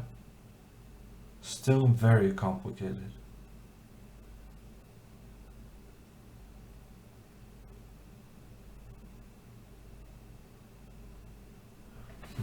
Interesting game so far.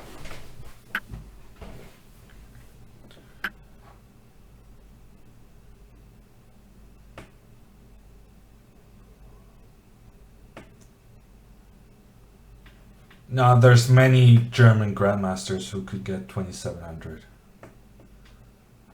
Okay, so he takes. I guess my plan is to take back and then go here.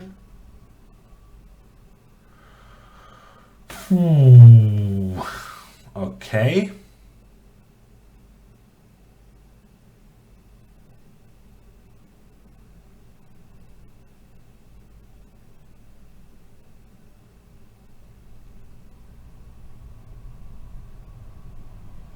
Threatening rook takes d7.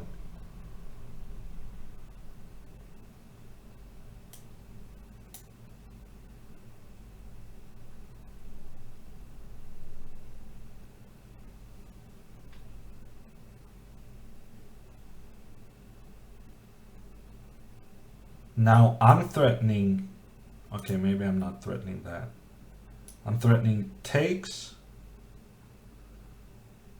Okay, that's my only threat, but it's a good threat. I'm threatening to take a piece. That's a good threat. Maybe I can go f5. Maybe. I don't think I can because then queen takes and he attacks this one. But I gave him something to think about. King h8. I like this move. I'm happy with this move. Ooh, queen f4. Nah, but then I have f6 or f5. Takes and then queen f. No.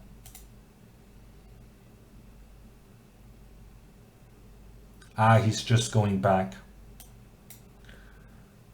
He's just going back, and then he's saying that the position of the black king is a bit worse than it was. Okay, interesting strategy.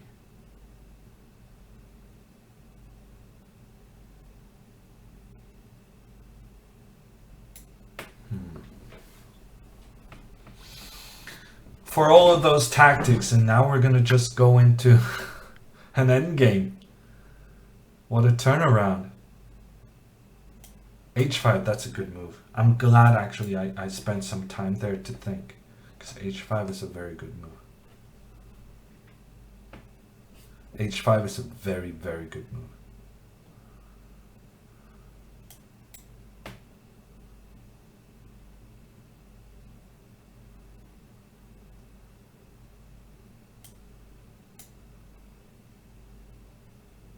Yes, I'm happy with this.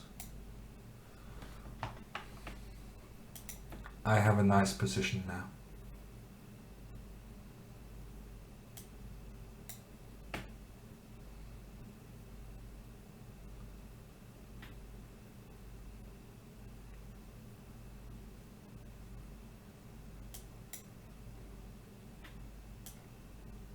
Oh, I missed knight f5.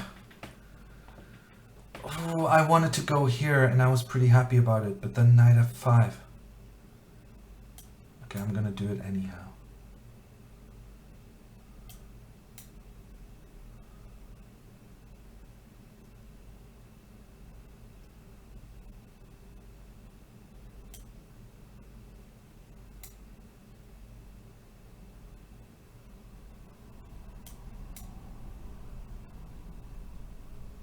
Ooh, this has become pretty tense.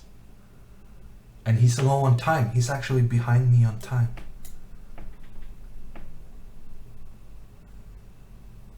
Ooh, rook a8 working out brilliantly. Very good move by Hammer. Getting the winning endgame. And trapping the rook again.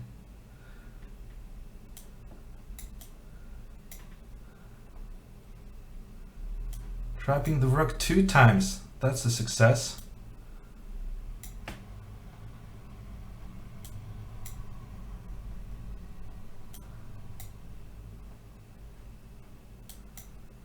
And the knight. Booyah! That's a good win. That's a good win. Rook a8, h5, and then rook a8. That was... I'm very happy about that. It's Matthias Bluebaum. And he got a taste of the hammer. Let's go with the hammer time. And thank you to Alex for the 3-month resub. Thank you. Booyah! Yeah, let's do one of those as well. And some good games. And booyah! And thank you to D64 times 2 for the 112 bits. Bluebaum Massacres says Maiden 3. Hammer Down says Captain Nadama.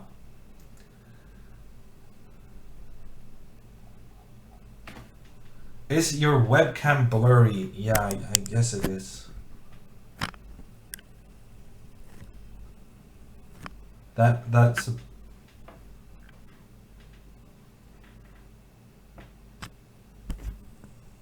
I don't know. I think it's been fine some days, but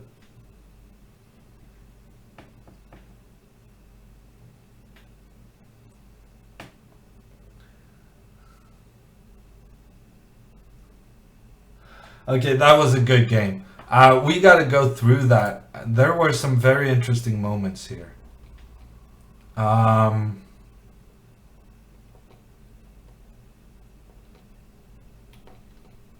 yeah, this bishop h6 move. Because here I really wanted to go rook e8. Because then I'm threatening f5 since I'm protecting the pawn on e6.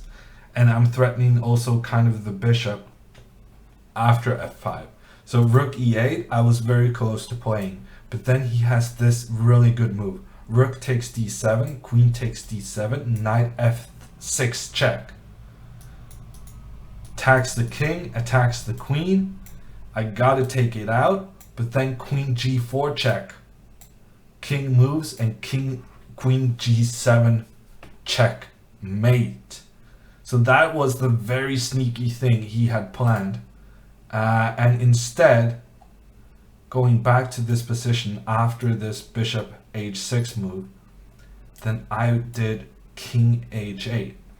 And now this same line doesn't work. Takes, knight f6. It's still a doubled attack because he's threatening both the queen and checkmate on h7. But now when he takes, he doesn't get the tempo on the king on the g file, so he doesn't get to g7 in time. So that was the point of this king h8 move. And I think it was very good. I'm very happy with this move. And then takes. No, he went bishop back. Takes and queen takes. And now this h5 move was so important. Because then he doesn't get his knight to e5. I could have stopped that by doing this. But by going h5 instead of taking here first, then I managed to alter two things. Number one, I got to play my pawn to h5, which is nice, getting some air for the king.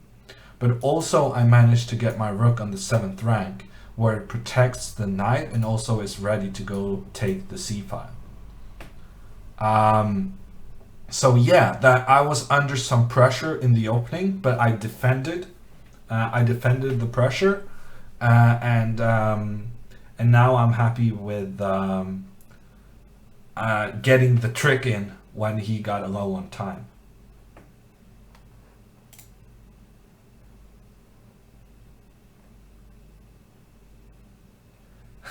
No matter the final result, this game makes up for it, says CPOC.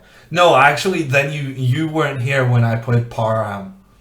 When I played the Iranian kid, I was crushing him. And I had this very sweet queen sacrifice, sacrificing my queen for a pawn to finish the game. And instead, I made a huge mistake and ended up losing the game.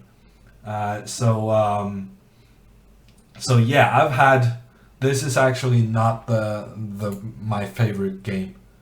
The one against Parham, definitely my favorite. Although I would have liked not to blunder away a completely winning position. Okay, we got an interesting game going on. No, it's not going on. Andreikin has made a draw against Adriasian, which is shocking actually. Because white looks to be completely losing. Wow. Guys, why would you make a draw here? I think... Okay, maybe he's afraid of something like this. I don't know. To me, it looks like just queen 8 g4. To me, it looks like black was winning in this game, but they made a draw. Okay, one more game going on. It's Aman. Aman Hambleton got checkmated by an Armenian kid, Mikaelian. Okay, new game against the Hungarian Imre 91. I think this is one of the guys named Balog, but basically half of the good Hungarian chess players are named Balog. So I don't remember which one of them this is.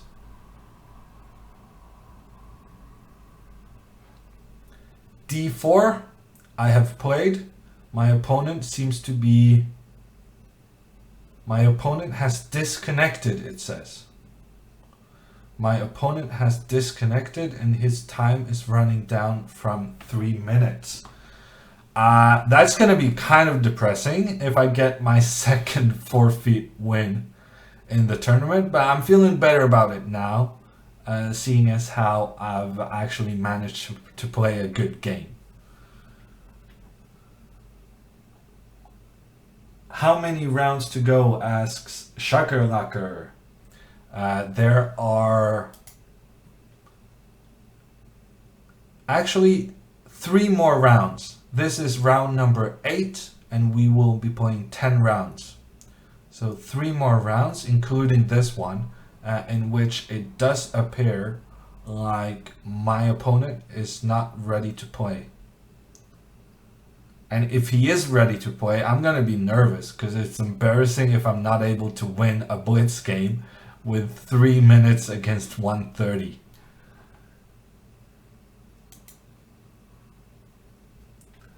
Fair, says Cool Bear. He's fearful of the hammer. Let's do a couple of hammers to show why he is so afraid. Blitz versus bullet. Actually, I played a couple of 2-minute against 1-minute games with Magnus. Actually, that was kind of interesting because we were basically equally good. So Magnus having 1 minute on the clock, I had 2 minutes on the clock. And I think I managed to win like 3.5, 2.5. Not on the internet. I think on the internet I would struggle more. But over the board, having 2 minutes against 1 is a big deal.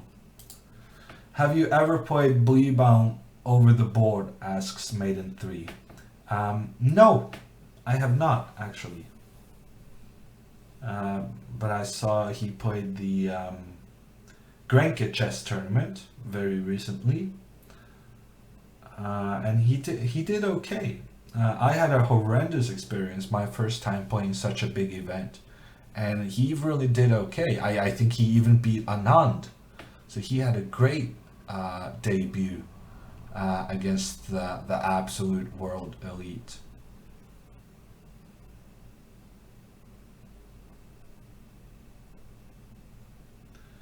Have you played Nils in Blitz or Bullet over the board? He's very fast.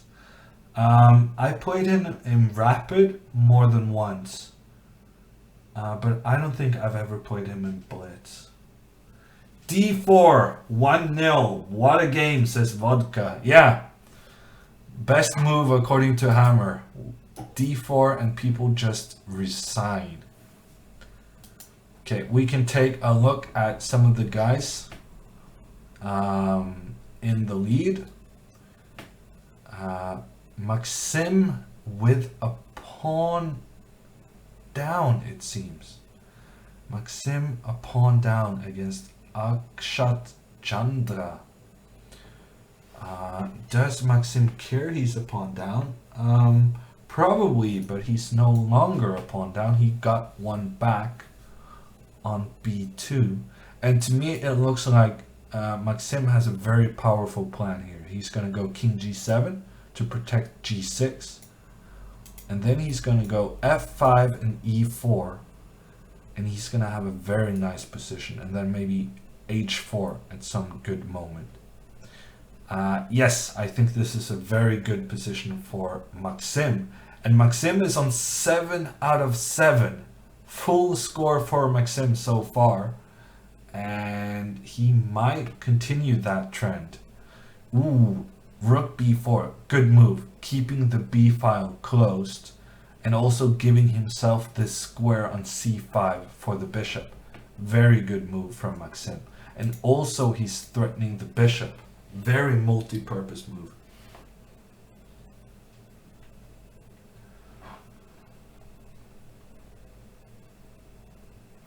Bishop takes g6. And it's a draw. I completely missed that move. I thought white was in trouble, but he was able to force a draw with the bishop takes g6 move. And they're going to go back and forth, and this is going to be a draw.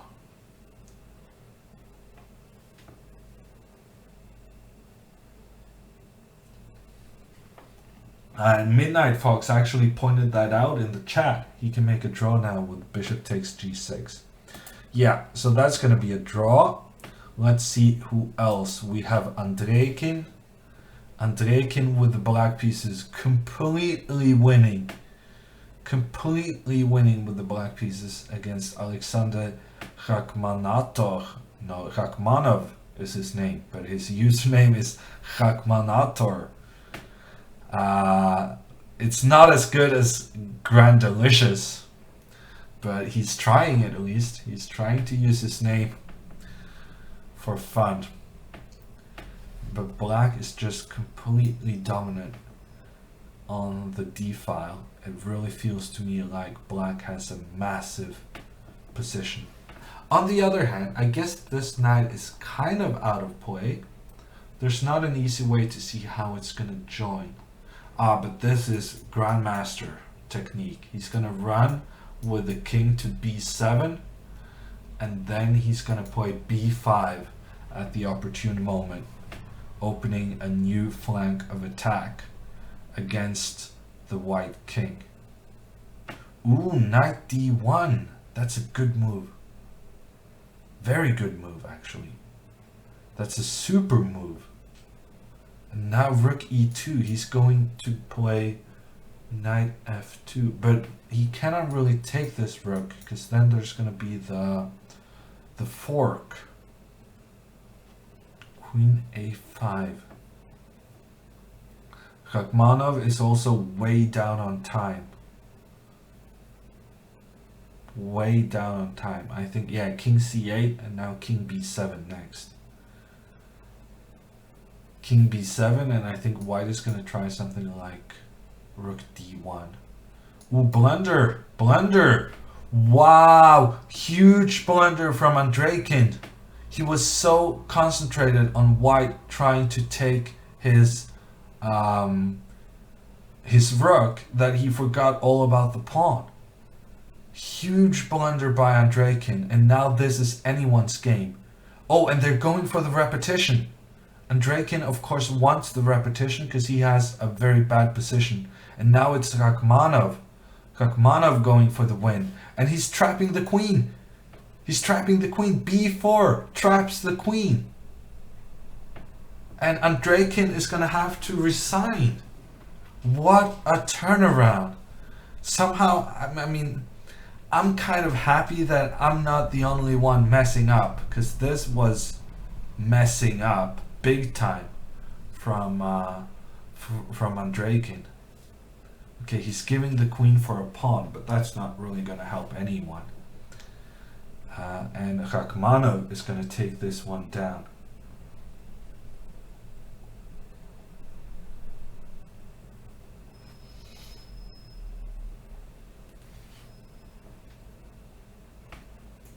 Rachmanov is a very strong player, says Kalev Vix. Yeah, no, I know he is a strong player, but I really think he was in trouble there. And it was a big turnaround to see him win that game. Queen c6 now finishes the game. I'm not sure that was the most accurate, but he's probably gonna win anyhow. Queen c6.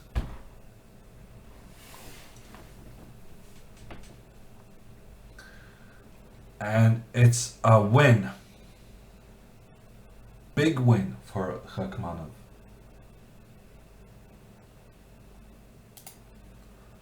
Let's see, who else can we take a look at? Tigran Petrosyan. I misclicked. This is not the game I wanted.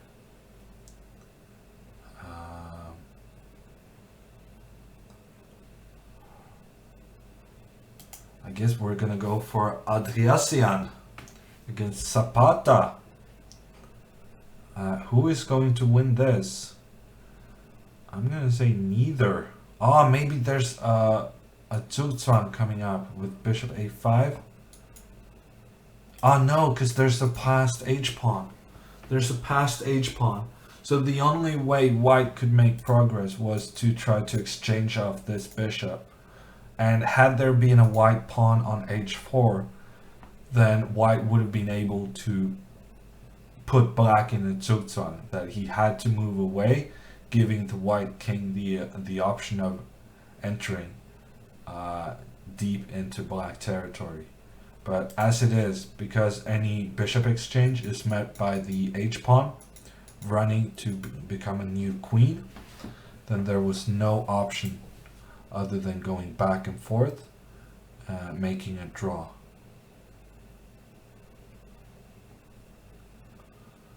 Okay, we have Krikor. Wow, this is a weird position. Look, 3 passed pawns and still black was able to make a draw. Wow. I don't quite understand it. I mean, I would be pretty desperate. Here you have this move. But then I can go this move, check, and this move. This is winning for white. It does feel like with 3 passed pawns, you really should be able to win. But black was making a good blockade. So I guess the only way to try to break the blockade is going c7 here. So that line with knight b7 is very important. Do we have any other options? Something like this should be winning for white, because now he's able to get the king to the dark squares. Strange. It feels like Krikor, with the 3 passed pawns, should have been able to give up 1 in order to get a good position, or a winning position. Ooh, this is going to be a long end game. King c6 might be a repetition. King c6, if you go back, then you go back. I think that's the same position 3 times. Now you can just take this one, I guess. Yeah, it's going to be a draw. I'm not sure where I would put the bishop. I'm not sure I would put the king there. I think I would try to get the king back somehow. But this should be a draw as well.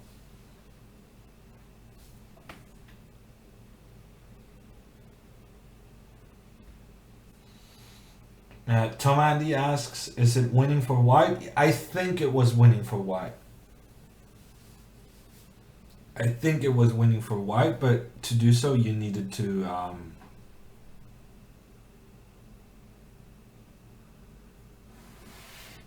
give up 1 of the pawns. But you had 3 passed pawns, so you could afford giving up 1.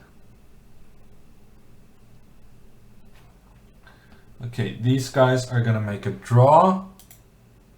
There are 2 more rounds, which is good news, because I'm starting to get a little bit tired, actually. Starting to get a little bit hungry.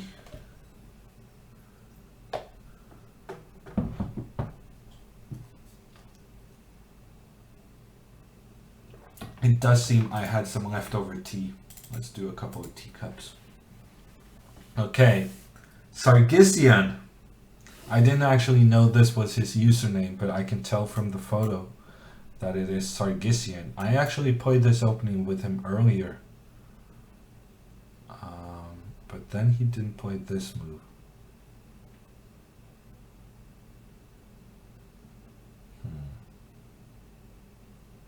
Interesting. I'm gonna go here.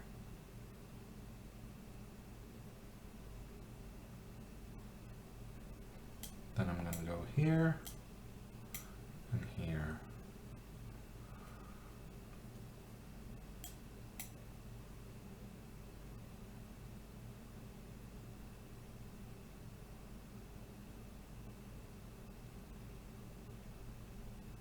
Did he trick me or am I fine? I feel like I got tricked.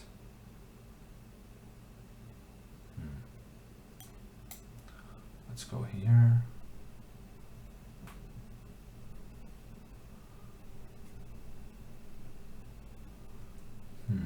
I still feel like I got tricked.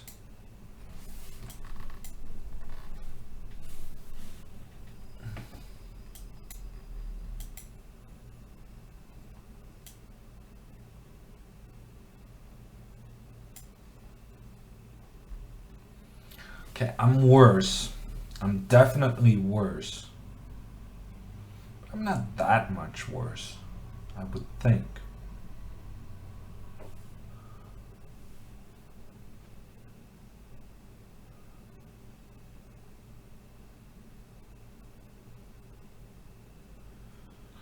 Yeah, it's not good.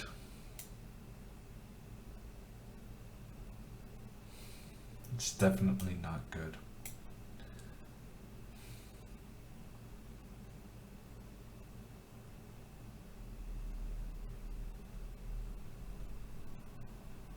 I thought this was going to be fine. I understand that this pawn structure is supposed to be very pleasant for white.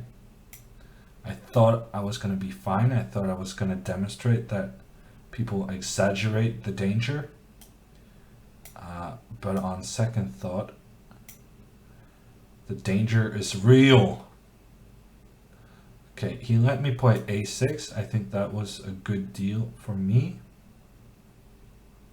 Probably he's a bit annoyed that he allowed me to do that.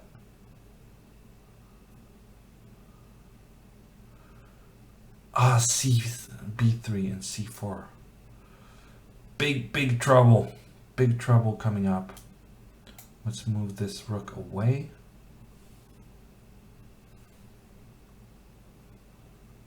And then let's move this guy here.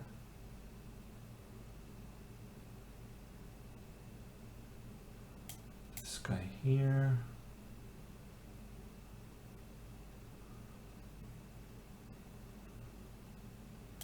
Oof. I'm just gonna sit here and hope for the best. I have a very bad position. Very bad position. I know it, he knows it, everyone knows it. But I'm gonna sit here and fight.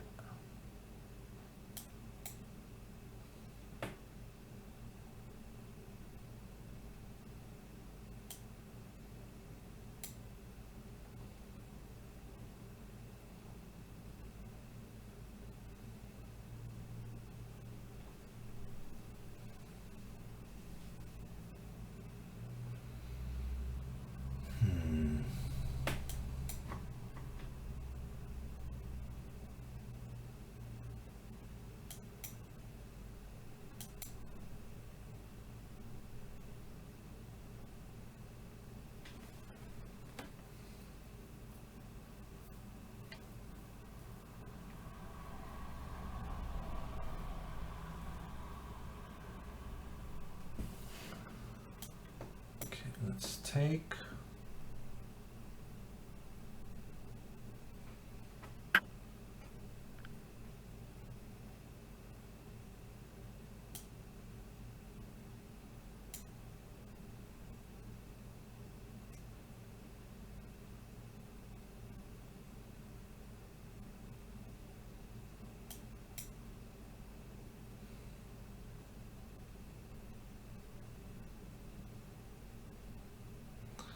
Very bad news.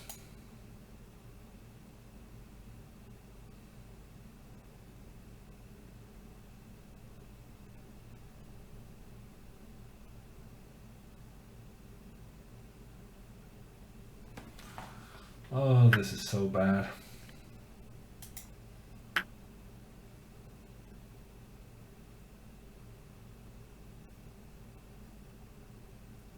And I knew what I was doing was dangerous and or Horrible. And still, I went for it.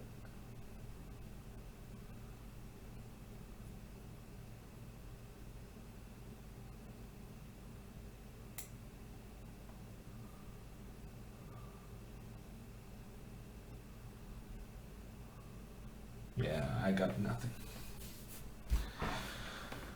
Too strong. I played a bad game.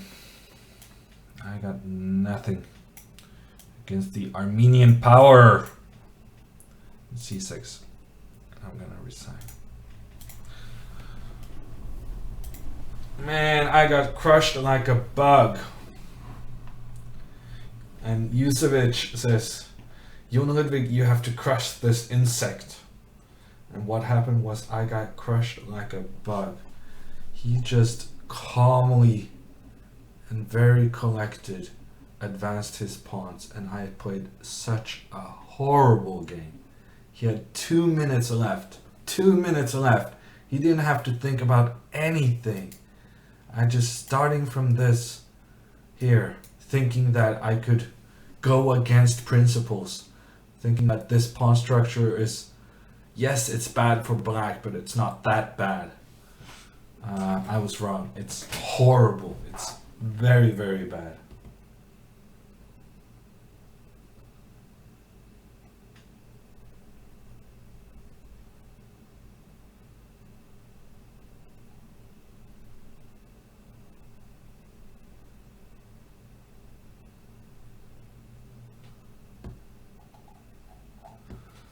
It's just a bad game, that's all. Yeah.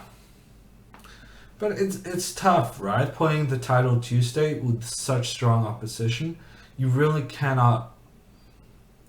Losses are gonna affect your mood, and playing such a strong tournament, you're gonna get a lot of losses, and it does affect your mood. And here, there's a big discussion on whether what's worse. Is it worse to just get crushed without any counterplay? Or is it worse to have a winning position and then lose? Personally, if I get crushed, I think I prefer that over having a good position, because then I just know I wasn't good enough. This guy was just playing so much better than me. As to, now we have two examples. We have Sargsyan just winning way too easily. He shouldn't be winning so easily, but I let him. And then we have Parham, the Iranian kid, in which I was completely winning and let him slip away and even win the game. And personally, I feel so much worse when I mess up a winning position than when I just get crushed. Because the getting crushed part, it's not good, but what to do? You're just not good enough. Whereas when you've been winning, you really have yourself to blame.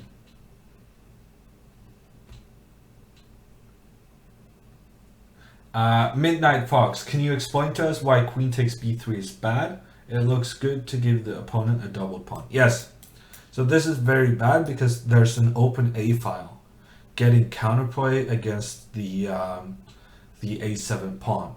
And the thing is that sometimes you can live with this if you get your rook out away from the A file and do something useful elsewhere. But otherwise, such as in this game, takes, even here, exchanging is probably very bad. Maybe I should have gone back. But takes, knight d7. What happens is that white goes b4, b5.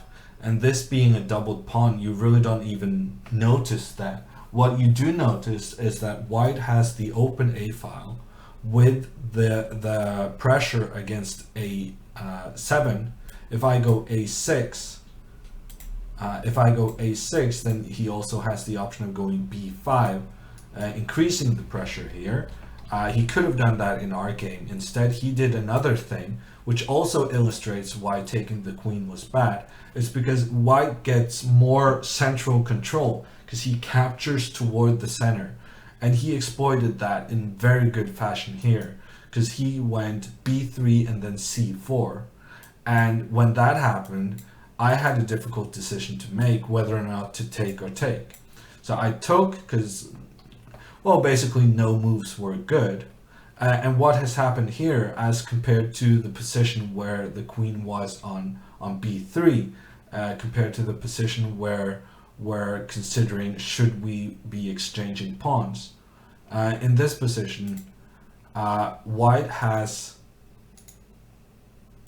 just so much better central control than what was the case earlier. So having those two captures toward the center really helped white pushing those pawns forward and eliminating any good squares for the black pieces. The black pieces are just helpless because they have no good place to sit.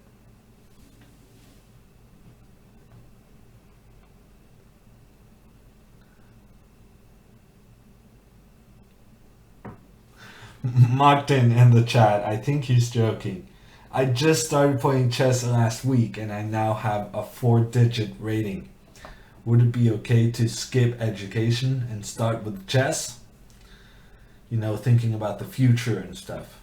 Well, from personal experience, I can say that I'm ranked about 150 in the world and I cannot make a living out of chess.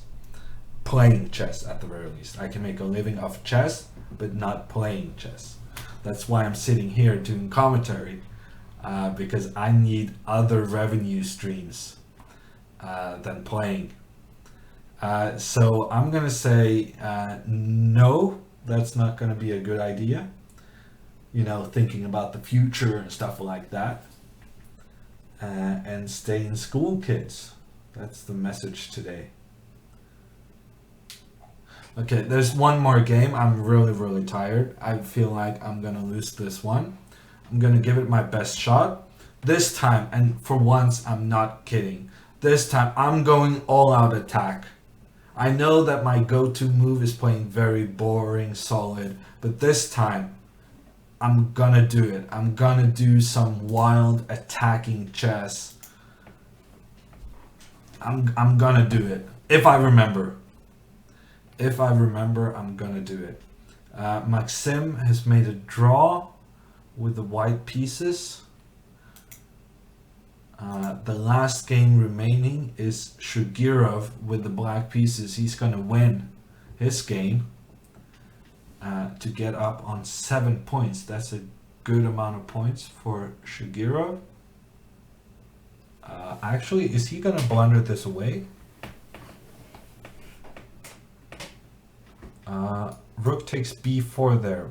Was a draw, no? Rook takes b4 was a draw. Yeah, he could have gone rook takes b4. And now putting the rook here. Okay, he's just going into the single rook endgame. Is it winning? I have no idea. Ah, that's a good move. And then this one maybe. And then this one. King d1. Rook here. But then rook b5.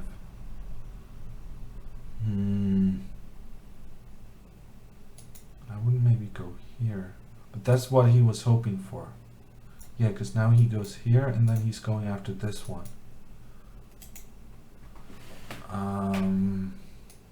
Rook b3, I guess. And now come with the king. Ah, no.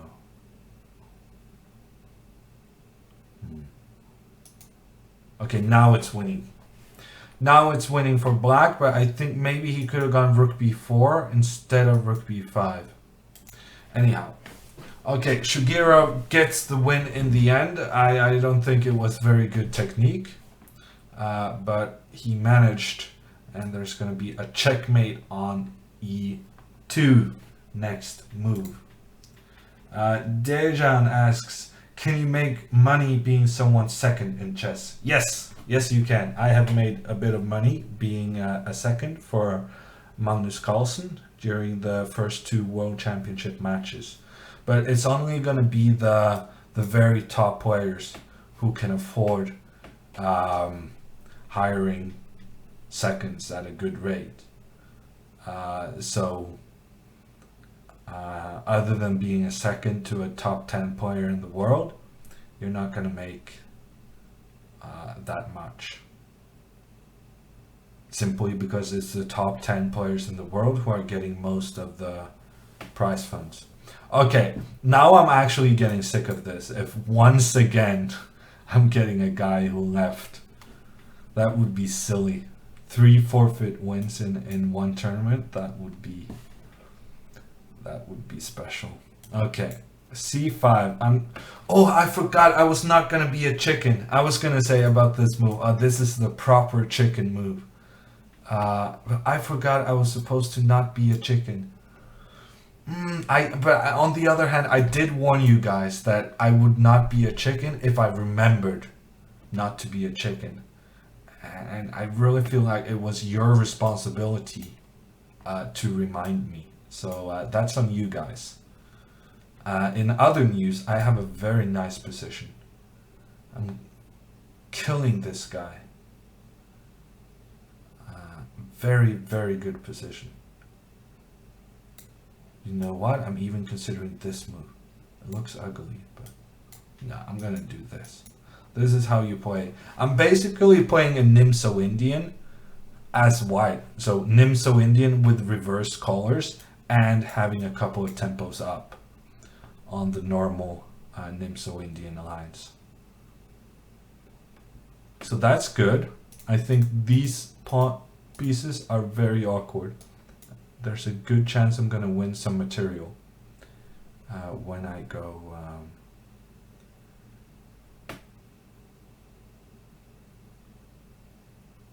Rook C1.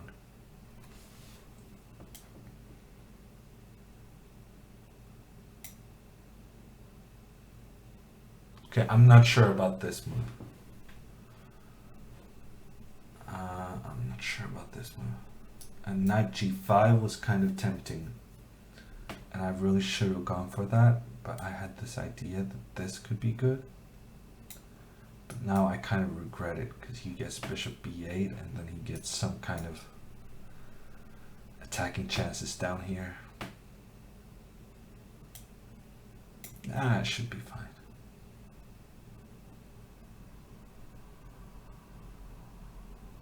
Maybe queen g4.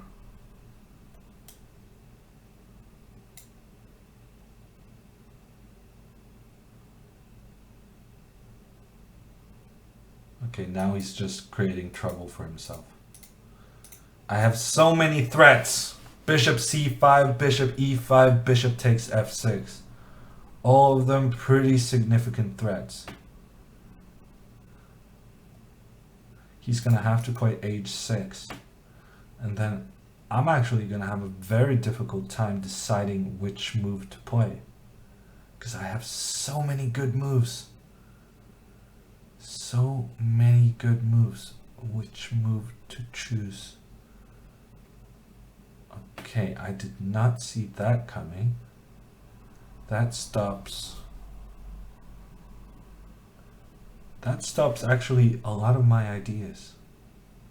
That's quite inventive defending.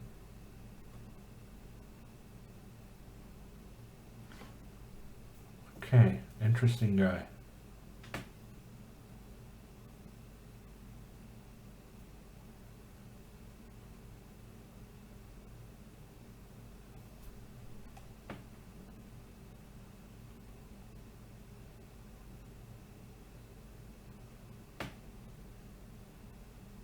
I'm gonna take this one and see what happens. Let's see what happens. I have no idea, but let's see what happens.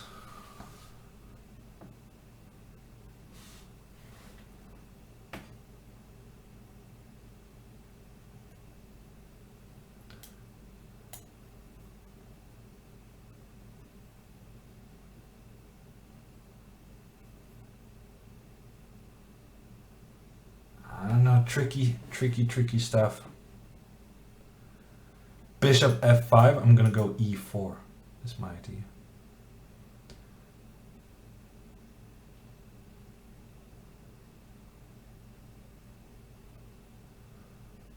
Yeah, I'm gonna do it. e4.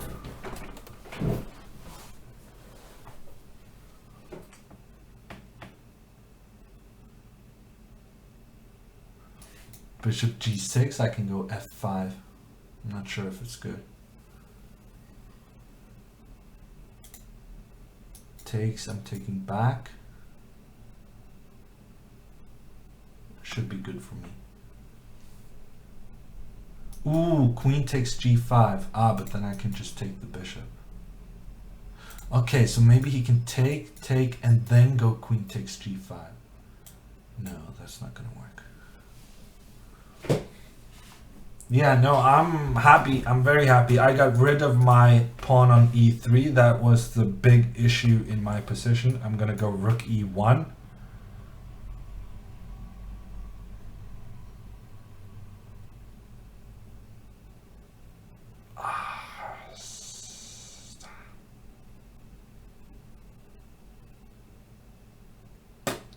He got me.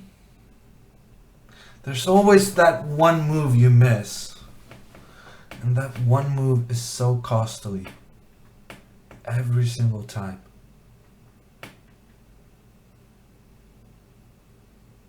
Always that one move. I did not see that move. Oh man.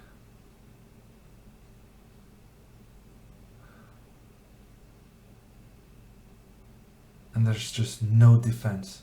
Nothing I can do. Just ending with a rook down.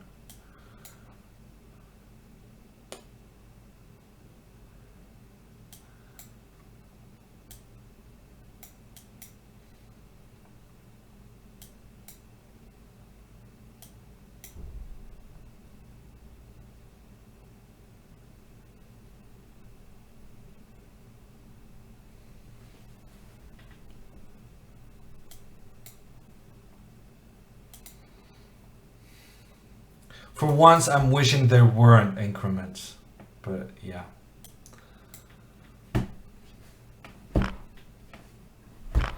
I have no moves.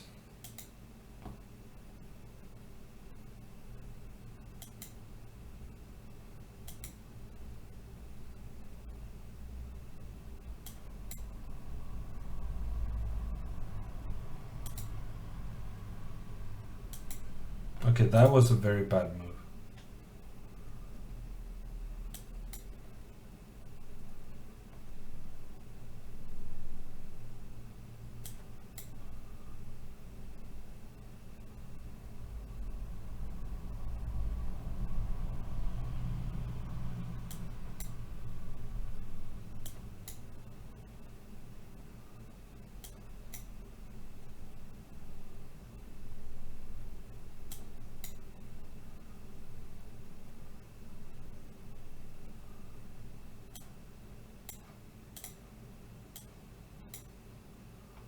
Oh no, he did the a5 move. I thought maybe it was a 3-time repetition, so I offered a draw.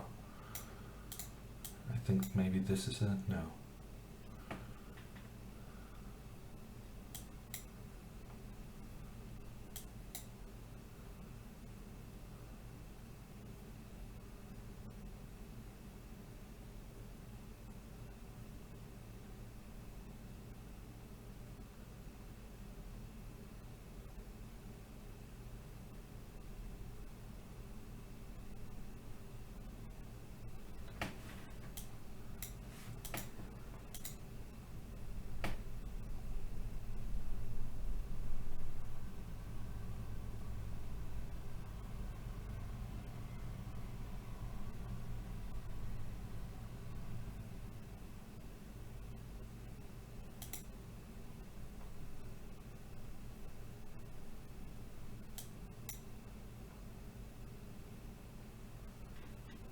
Ah, he has a4.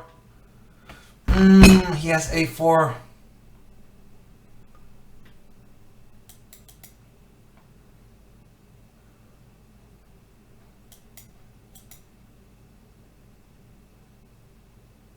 Ah, I had f7. No, I could have won with f7. That is so sick. I could have won with f7.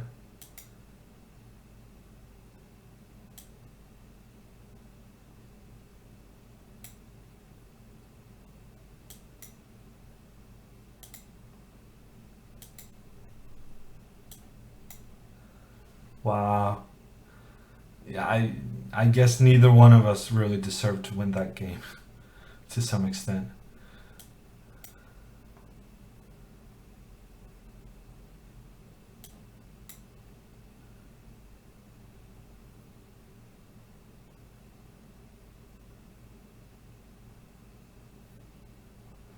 Okay, and it's a draw. Wow, that was so bad.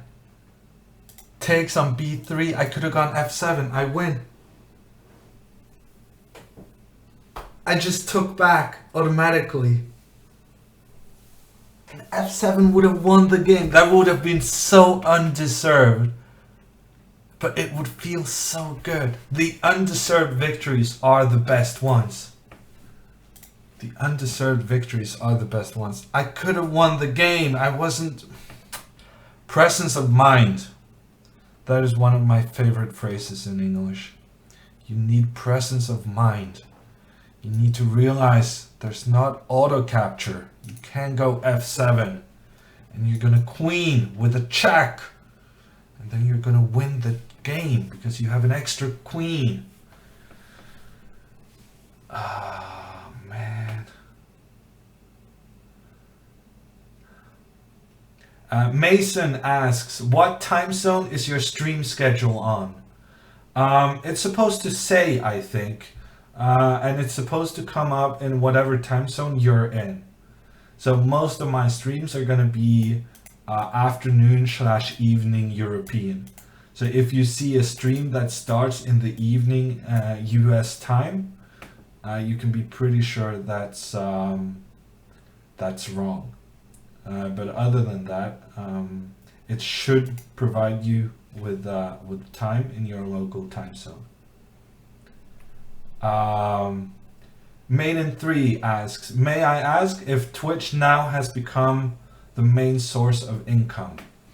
Yes, you may ask. The answer is no, nowhere near. But it's nice to have kind of getting tournament invites is the most difficult thing, right? Tournament invites that you're happy with, and it's very often you have a month or two or something where you don't really have anything going on. So what Twitch is doing for me is that I'm getting both income and doing something for those periods of time in which I don't have other engagements.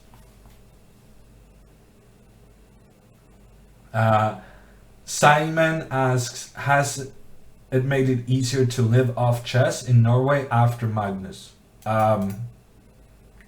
Yes, I mean the only reason you can live off chess in Norway is because of Magnus. He's providing he's the reason there's TV commentary gigs. He's the reason I could be a second in a world championship match, which is honestly one of the biggest things you can do in chess. So yeah, he's the reason for a lot of opportunities. And had I been a 2650 player from Norway without Magnus, I don't think I could live from playing chess. Then I would have to do something else. I really do believe that. I think Magnus is the reason that I can make a living doing my hobby. Okay, so the winner... Wow! Whoa! Zapata from Argentina, Fidemaster, is the winner. And Rafa Nadal, I have no idea who that is. Sergio Chess, I don't really know who... that's probably Grigorians. Big surprises among the top. Maxime Vachier was leading throughout the tournament, and he must have lost in the last round. not to win the tournament.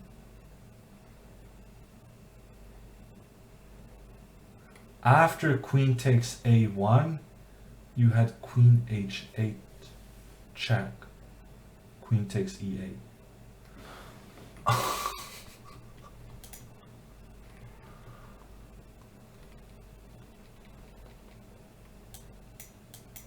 Because then the rook is blocking.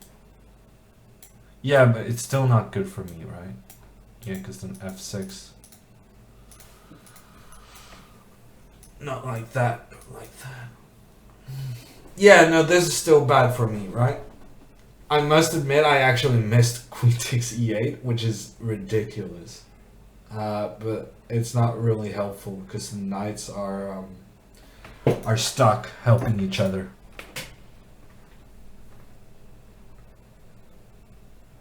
Nice shirt, Hammer, says don't jinx me, or donks.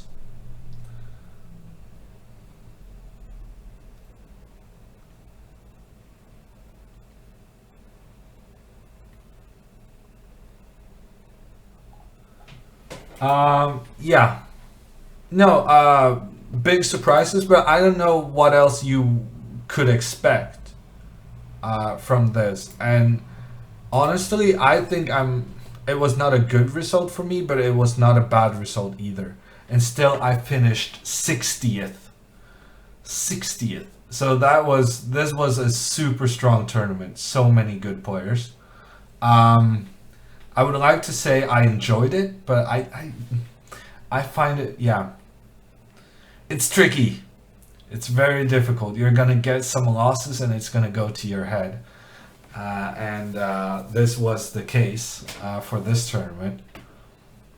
That one game against Parham, that was a bad one. I had this incredibly sweet finish, and instead I let him checkmate me. So some negative emotions about the Parham game, some positive emotions about the game against Bluebound. I think I won a very nice, solid, first stay safe, then exploit the opponent's mistakes kind of game. So that was good. I'm going to be back playing more chess tomorrow at 8:30 p.m. European time. 8:30 with the Arena Kings tournament. It's similar but different. Smaller prices, much smaller prices, which means the opposition is going to be a little bit easier. So we'll see how that goes. Special announcement regarding the Arena Kings tournament is that there are some rumors. I don't even know if I'm supposed to say this out loud, but if I'm revealing secrets, then you know I'm the guy to come to for the secrets. There's rumors of a Bullet Arena Kings tournament, a weekly Bullet Arena coming soon. And I'm really looking forward to that. I'm really psyched. I think in a Bullet Arena I can crush everybody. And so I hope that comes soon. Knight g3. Is knight g3 okay there, says Donks. Yes, that is true. I have knight g3. There's so many moves I can't see. So many moves. Knight g3, that's a very good move. So that means I wasn't losing. I should have played this. And then I would have been... Okay, then it's still just very, very complicated. Still difficult to say who's better in this position. But at least white is not losing a piece. Edwin, big talk. Yeah, I'm really looking forward to... yeah, I really like it. If there's going to be a Bullet tournament, I would love that. Dayan asks, so your only chess income is from tournaments and Twitch? Yes, tournaments, team tournaments, Twitch, and commentary on Norwegian television. And very rarely I do some teaching, but that's rare exceptions. Maiden 3. I remember once upon a time the Hammer took pride in dressing up for the title Tuesday. Yeah, those were the days. No more. I'm one of the regular streamers now. Coming along in whatever I can find in the closet. Okay. That's it from me. I'm so sorry to everyone from Chess. Just got hosted with 2,000 people. You know what? 2,000 people host. Okay, I'll have to play a little bit more. Let's play some bullet games. I was just about to finish and say I was hungry, but if you guys are looking for chess, I'm gonna provide it. I'm gonna be here for some more chess.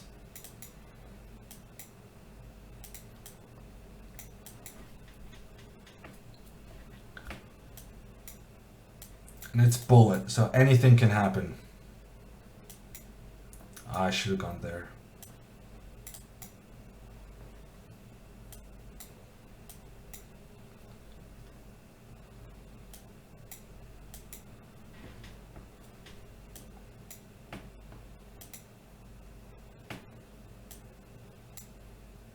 Ooh, blundered that one.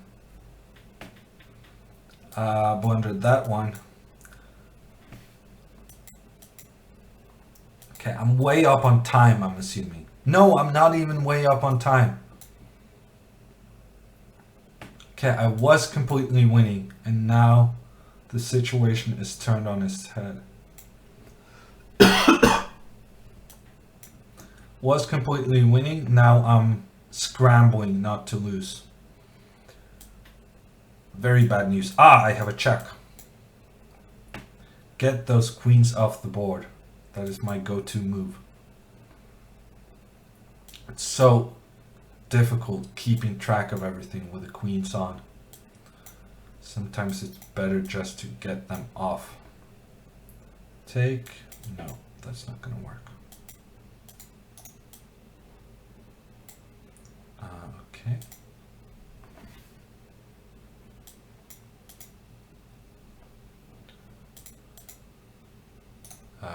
That's a strange pre-move. I'm actually down on time.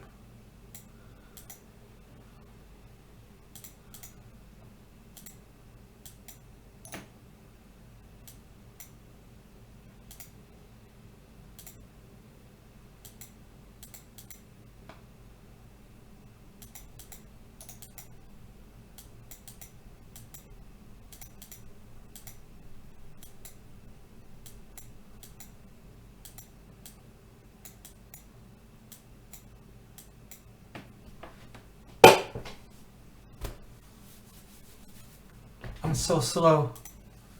Completely winning. Completely winning. So depressing.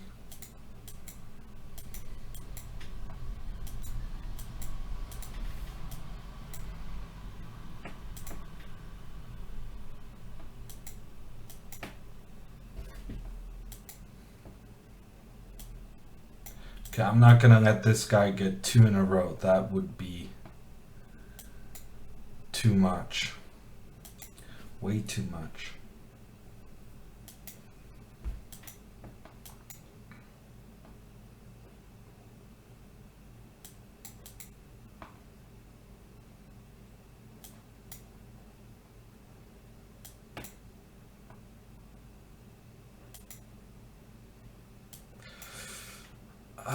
Last game, at the very least, I was having a good position. Now I have a bad position, and he's playing.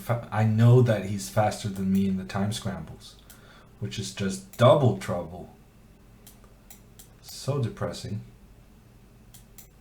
Okay, I'm gonna go here. Take, take, take. Let's see what happens. Oh, I could have just taken that one. Free pawn.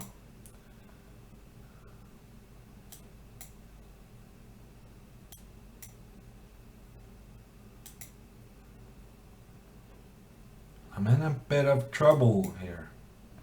Some trouble going on. Let's try to exchange queens once again. Always go for the queen exchange. You're at the hammer channel now, and here we exchange queens. Once again, I could have taken that one. But now he gave away a rook for no good reason. And then he's trying to be cheeky! Cheeky with the queen thingy.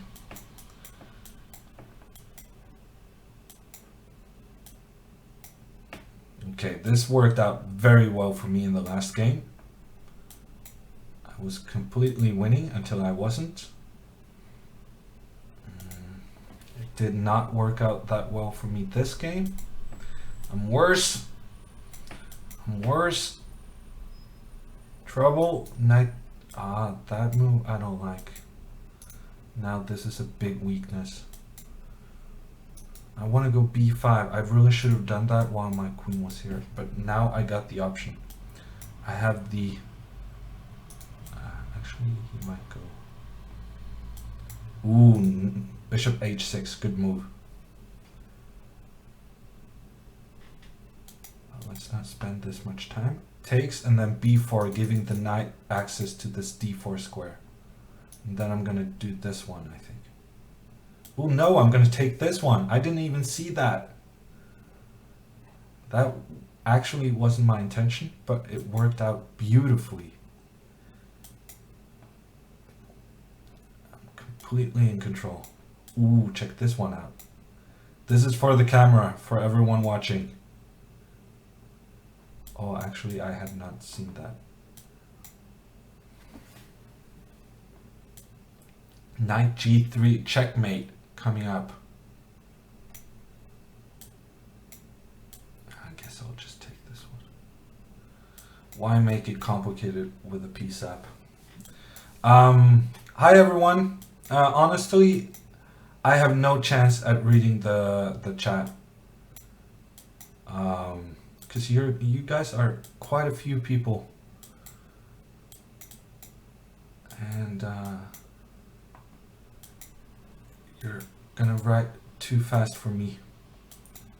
Actually, I'm gonna take some care not to get flagged again. And also, I really shouldn't stalemate this guy. No, no. 0.1 second. I almost, wow. He almost managed the big comeback. 0.1 seconds. I was up so much material. I thought there's no chance he's ever gonna get close to flagging me. But man, I had so many pieces. I was terrified of stalemating him. And so I slowed down a little bit. And that's how you lose some time in 1 minute chess. You slow down, you think it's gonna be okay, and then boom, not okay. Trouble. Okay, once again, I'm completely winning. I have no words to describe how winning I am. So many good moves. Queen exchange, why not? I'm game. I'm happy to exchange queens. Let's do a check here. Ooh, you fell for that one. I thought you might fall for that one. So people in the chat, are you Chessbrah fans? In that case, maybe you have the adoption emote. I think we're gonna need that one today. We're going for it.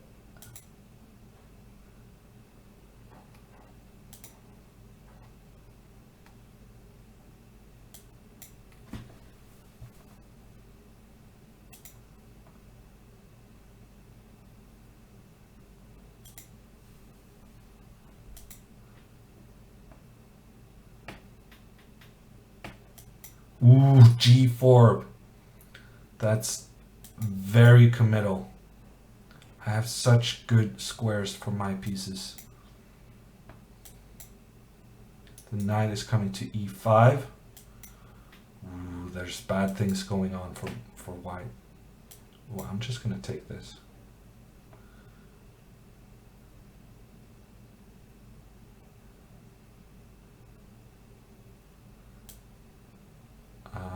Yeah, this will be fine. I'm blocking the pawn here, so that he cannot get any use of this bishop. Thank you to Kokorev for the Twitch Prime sub. The thunder is raining down when you buy a sub. Ooh, big mistake! I let him sacrifice. Big mistake. Ah, but he took that was also a mistake by him. He really shouldn't have given up his bishop. He should have just put the bishop on e4. He should have just put the bishop there. And he didn't. Okay, that's 4 in a row. I needed the first one for a warm-up, so it doesn't count. First one was warm-up, and now we're going for the 10 straight wins.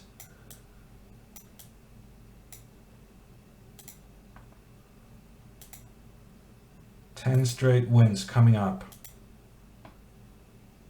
F4 also coming up. We're pushing back all of Black's pieces. I'm not sure about that. I'm gonna have a promising attack. Maybe. Okay, let's go back. Takes. I'm gonna play h5 actually. Okay, take.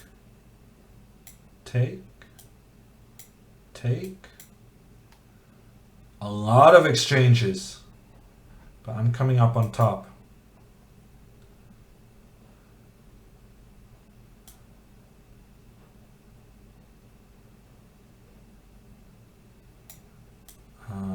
Okay, good move. I was actually going to stop that. I was planning to stop that, but you beat me to it.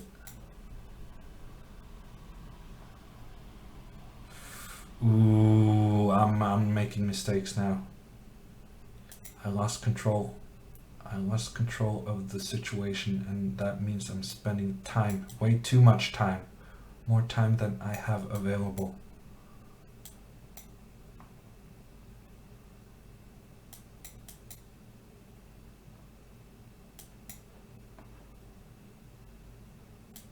Complicated.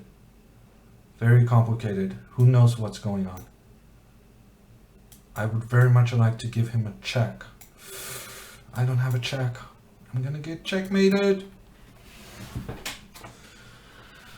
Oh man. Okay. I guess I gotta stop the trash talk. If I only managed 4 in a row. There's no good excuse for doing trash talk. Okay, we'll take this one and then do this one and take this one. It's a free piece. He's not gonna resign? Why would he resign? Why would he resign against me with a piece down? I have shown that I'm able to give him counterplay in so many situations, including this one. Look at those pawns. But I have a piece up, so I'm not too nervous about those pawns. Bishop b here, and then take there, and now take here. So being a piece up, one of the good things about that is that you can give away that piece and get a winning position. So I just gave back that piece, and now I have a winning position. Good lesson.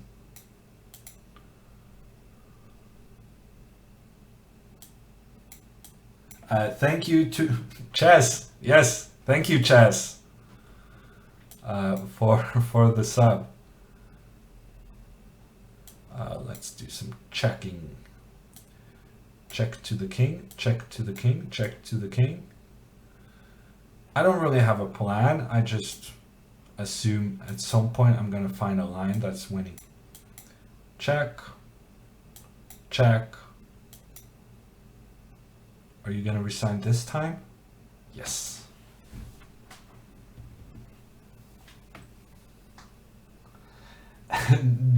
DEZ in the chat. Everyone knows that the first and sixth game is the warm-up. Yes, of course.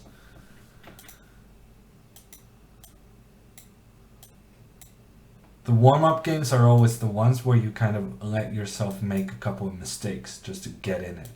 So it's not really about the first and sixth, it's just where you blunder doesn't count until you start having 10 games, after which you gotta find some other excuse. Okay, he took on d5 and he's gonna live to regret it. Fortunately for him, he's not gonna live too long to regret that, because it was such a bad decision that I'm gonna kill him on the king side very, very soon. Very soon. Okay, that was a good move. Probably I should not have allowed him to play play that, but okay. Let's just take this one. Move back. Move up.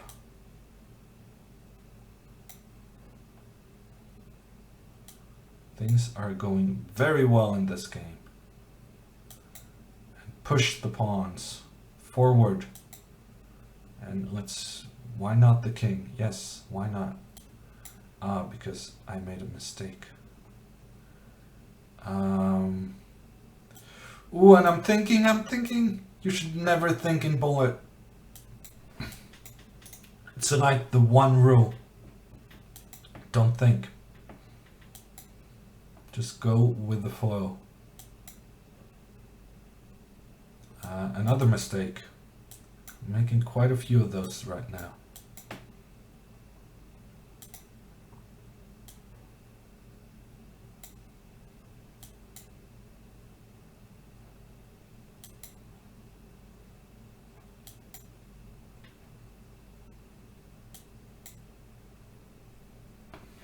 Okay, that was a close one. He's very quick. Very quick. Canadian guys and bullet. It's what they do.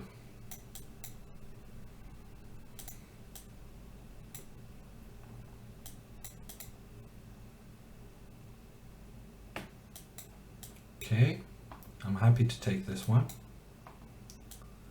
You're giving me a big positional advantage without counterplay. Not a good idea. FYI. Not a good idea.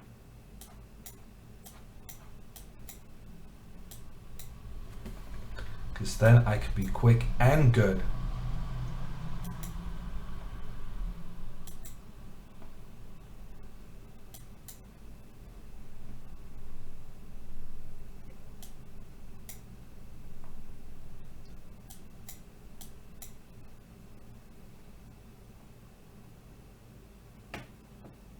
Yeah, and he's thinking the cardinal rule, do not think. And he's breaking it.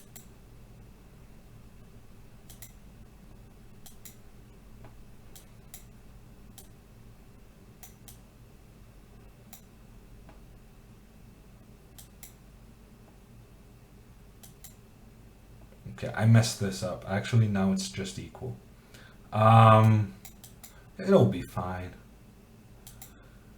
I'll flag him. He tried to flag me so many times. I'm sure he's fine about me flagging him. That guy's not Canadian, says Dejan. Okay. Never mind then. Bullet is great for chess improvement, says Dejan. Yeah, I'm not sure about that. I'm not sure about that. Alec TV is back in the chat. How has Hammer been doing? Hammer has had his ups and downs, which is normal. But I don't win as many 99 player tournaments as you do, Alec. That is definitely true. Okay, we're gonna rush the pawn down here. See if something happens.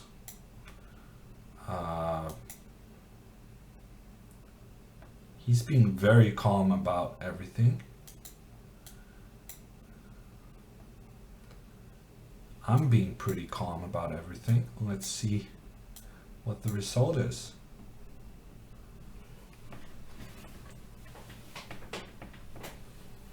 Knight f4.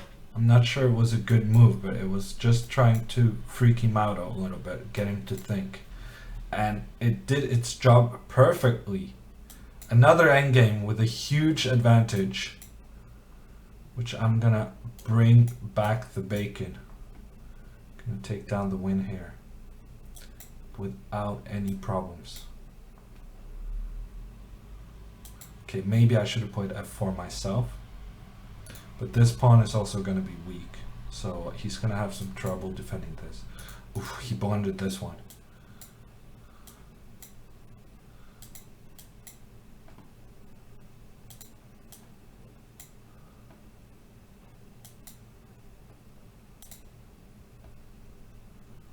Yeah, there's nothing he can do.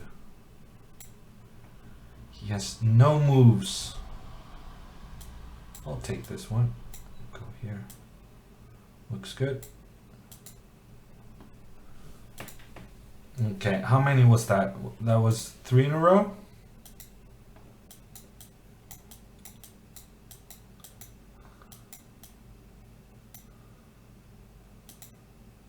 This adoption thing is way more difficult than I was led to believe.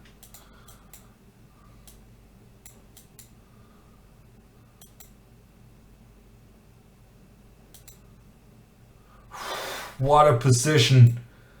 Dominating every side of the board. He's got nothing. Nothing going on for white. Oh, I could have just taken that pawn. But that's fine. I'll take this one instead. Okay, free rook. Thank you.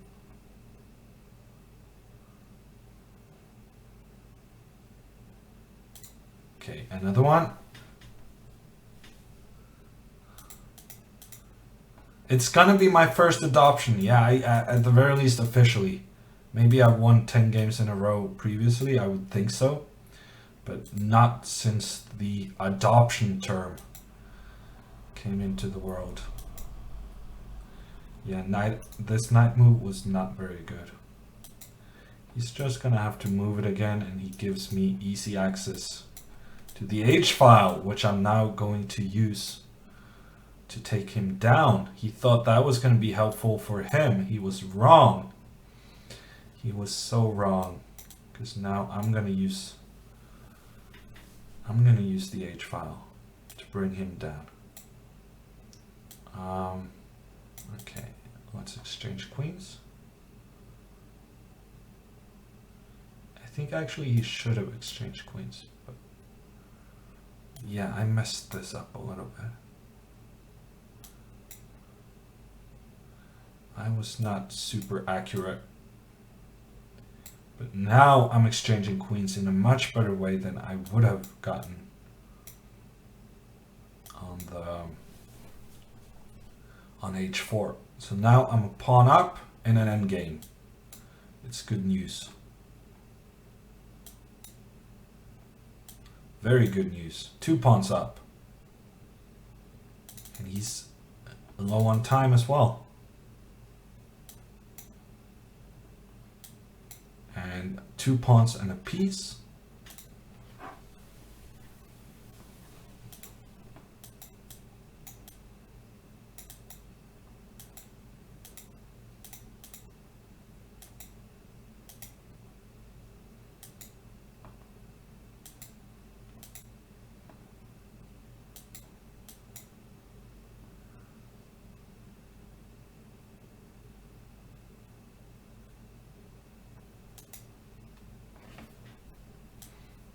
I think technically this is a pawn I shouldn't have lost, but it's okay when he gives away the pawn right afterwards anyhow. So we have a time advantage. Probably I'm still a bit worse.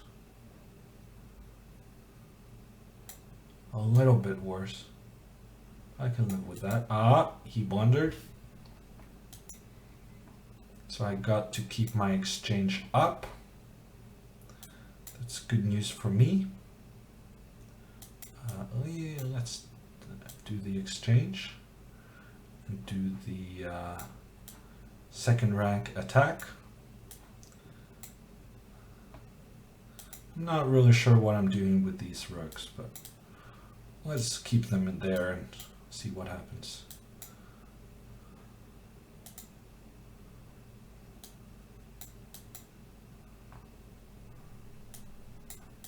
Let's give a check.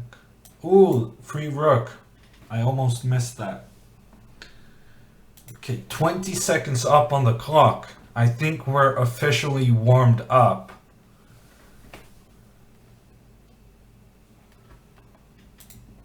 And Alex still hasn't learned that Moobot is so aggressive.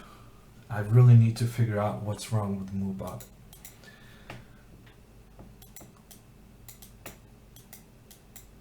Yeah. I'm sorry, Alec. Moobot just doesn't like anyone.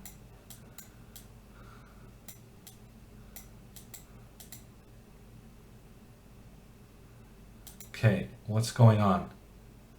Is it just me, or am I going to be 2 pawns up very soon?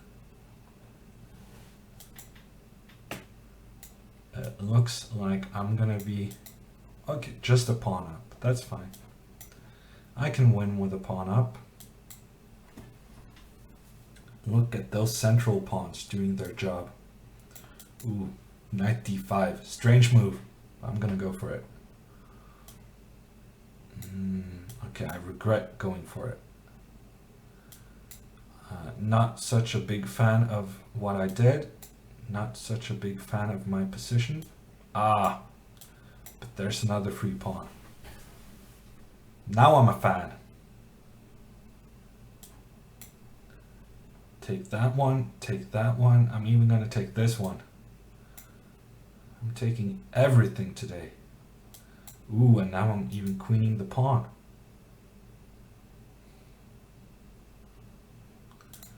Okay, how many is that?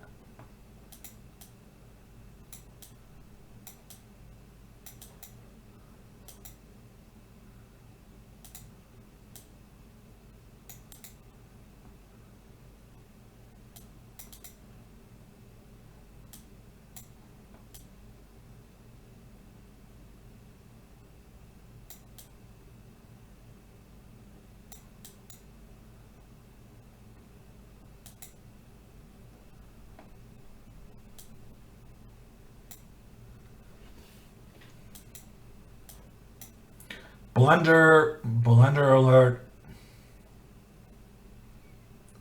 I think he's gonna lose a piece. Take that. Okay, good defensive try.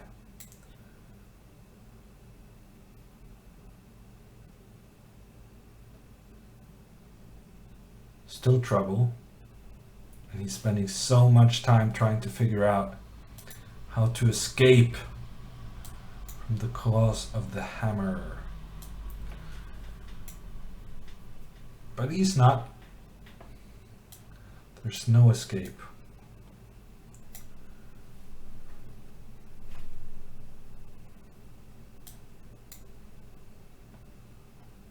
Ooh, I'm even attacking the queen. Ooh, and the rook.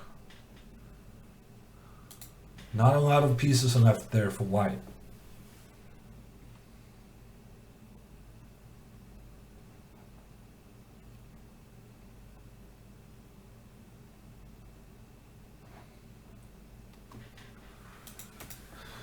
Game over, bro, says, I give up. You crushed my dreams.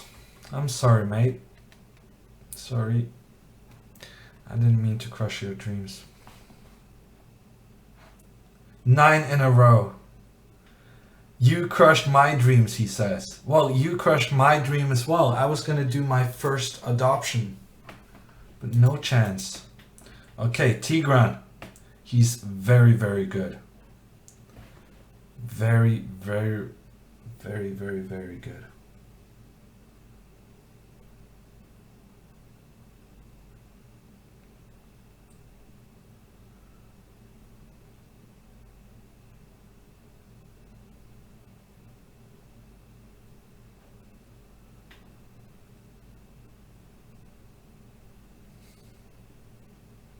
Run from adoption. Well, that has to be his choice. So there's this term. Edwin asks, what does he mean by adoption? And apparently the chess bras have coined this phrase as winning 10 games in a row. So if you win 10 games in a row, you have adopted someone. And I had many in a row, but not enough. Okay. So Tigran was away from his keyboard. And now he's back. And the server is giving him the white pieces. That doesn't seem right. It's okay.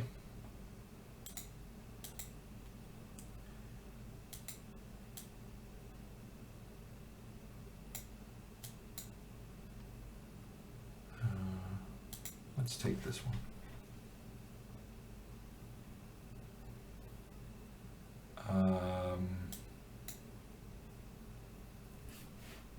I was intending to take this one, but then I changed my mind. Now I'm just an exchange down. It's bad news. Very bad news. Very much an exchange down. And now I allowed this move as well. I should not have allowed that move.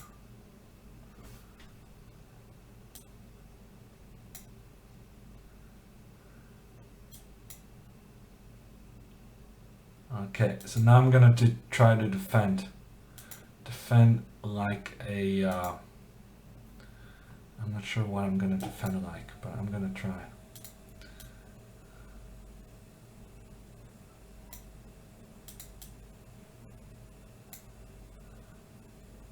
Okay, he's being a bit slow. Bad news. Very bad news. Checkmate coming.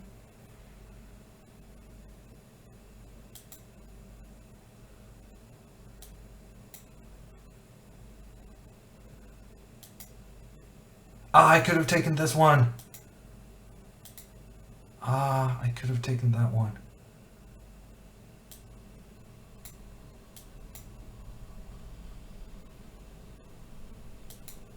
Let's give a check.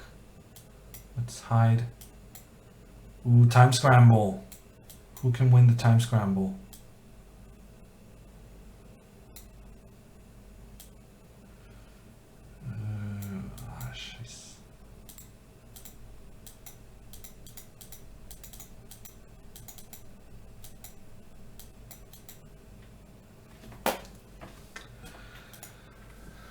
Close.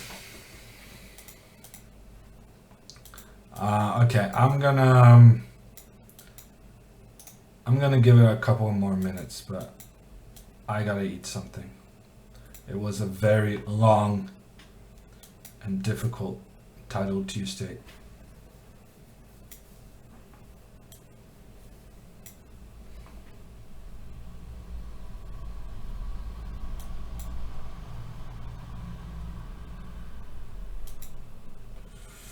Pretty nervous about what he's gonna do over here.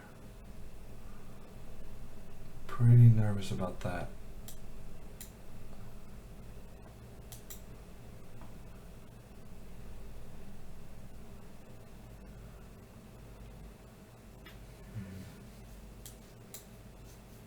Maybe I can make a draw. Maybe I don't even want to draw at this point. I'm gonna go for it. Go for the win. Ooh, he stopped me from making a draw. That's clever.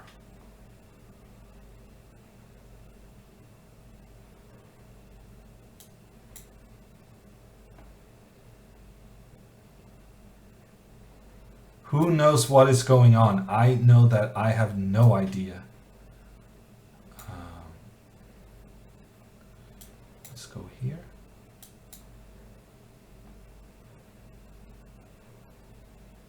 I have no idea what's going on.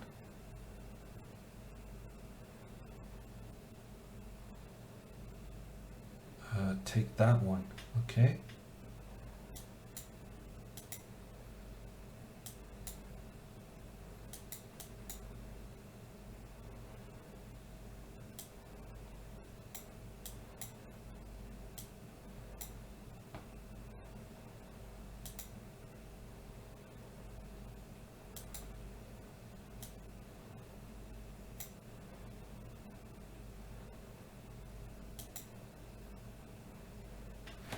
I gotta win.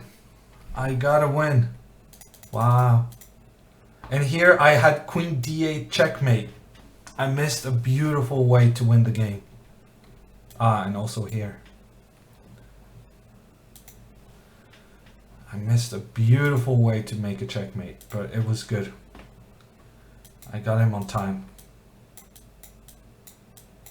Ooh, and the pre-move castling failure.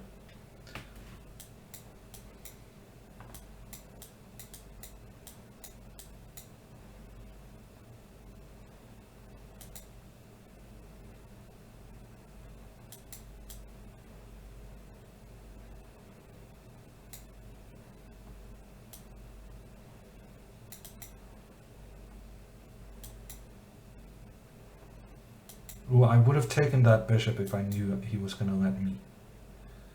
Yeah, now he's not gonna. Okay, we're just moving around. No one really achieved much in that.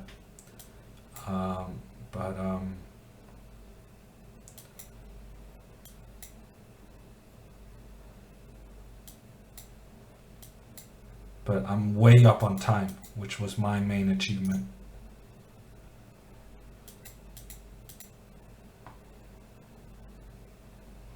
I'm not playing very well, but I'm playing faster than him, which is actually basically the only thing I care about right now.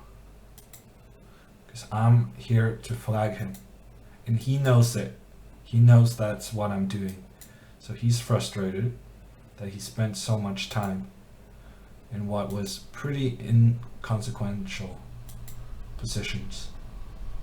And now he's in trouble on time.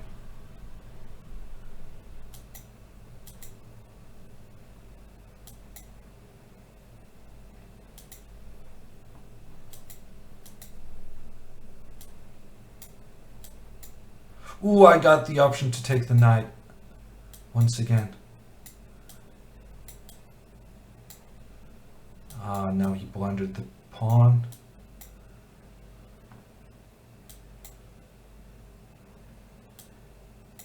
I'm almost blundering my knight. I am blundering my knight.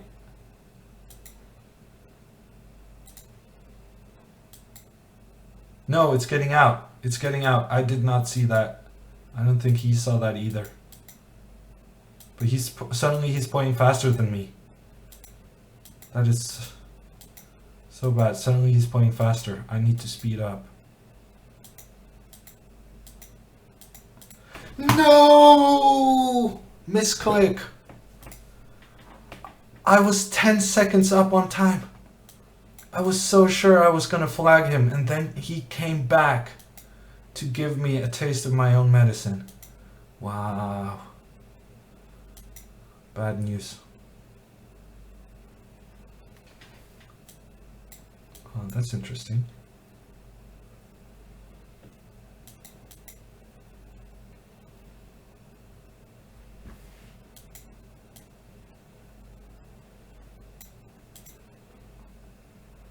He blundered. Knight g4 was a big blunder on his part.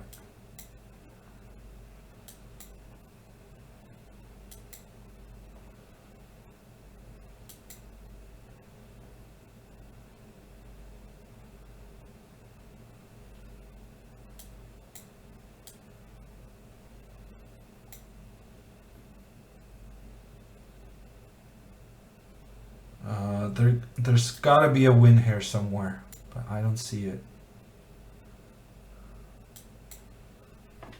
There's gotta be a win. I don't see it, and I'm spending time thinking.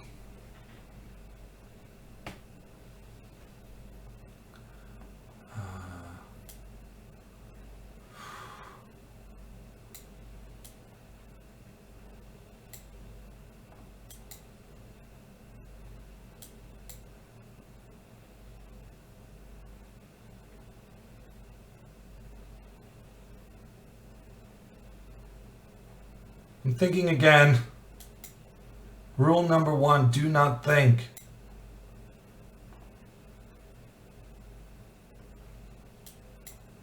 No, blundering the knight. and being down on the clock, and blundering the bishop and the queen and everything. Ooh, I was completely winning, and I managed to mess it up. Wow. That's so poor.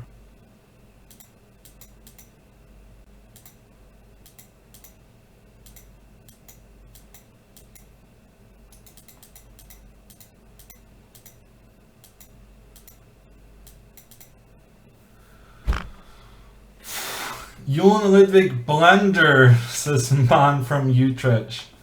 Yeah, no, I agree. That was, wow. 2 games in a row now. I was completely sure I was going to win, and he came around to take them. That was insane. I just had this amazing attack going on, and I couldn't figure out what the kind of solution was. How to get that decisive last nail in the coffin. Couldn't do it.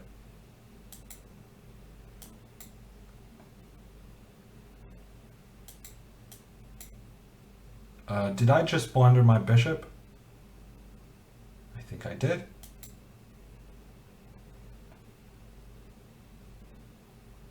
I did do that. Bad news.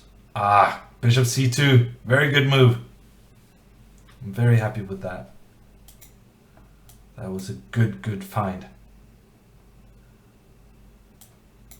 And he's exchanging once again. He's now so confident that he can flag me that he's actually going into endgames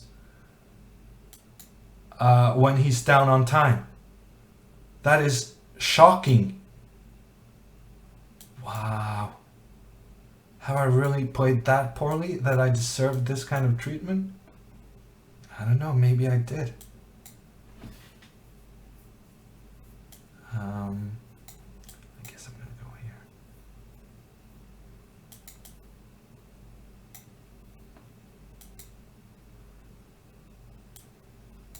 Yeah, I'll just take this one.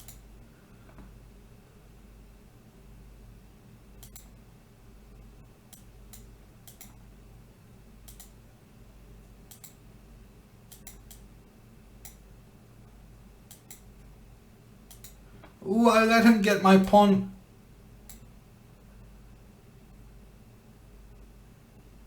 Wow, from being just an easy pawn up.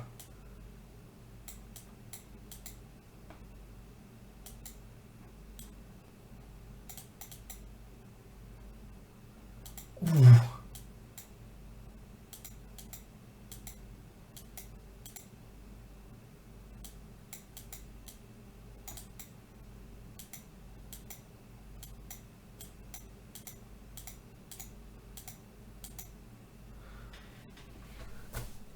He got me again. How is that even possible? He got me again. Wow. I really thought I was quick. He got me again.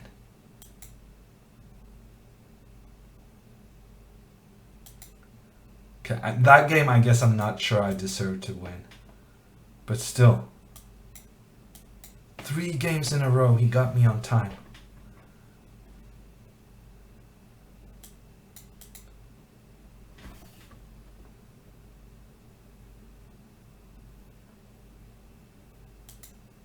That was a mistake. Unprovoked giving up the bishop. He's gonna regret that.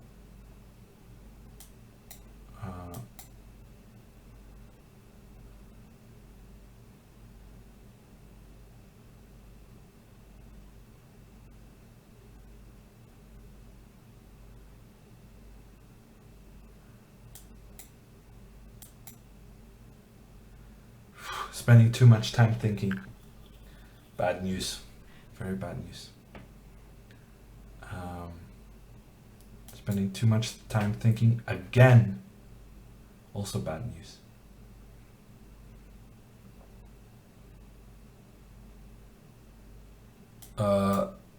Okay. I could have given the check. He's gonna go for the time again.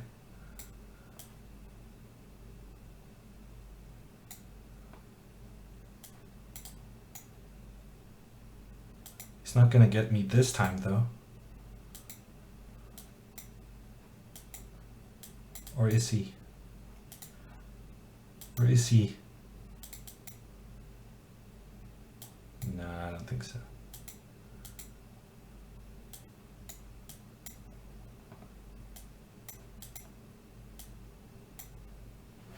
Not this time. Not this time. Okay, 2 more and I'm gonna have to quit.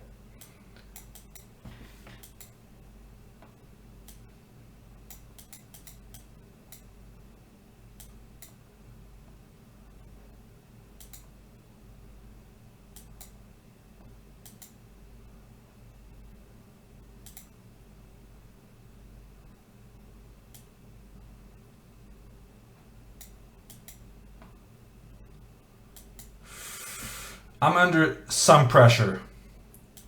The white pawns are coming and they're not being forgiving.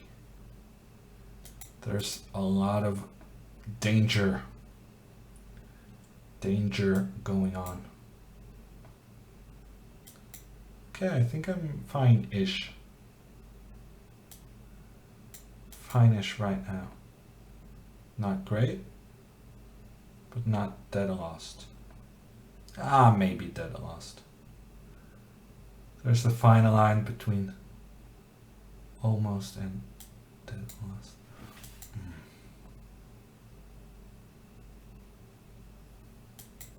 I'm gonna run away. You can just take this one, give a check, and then take that one.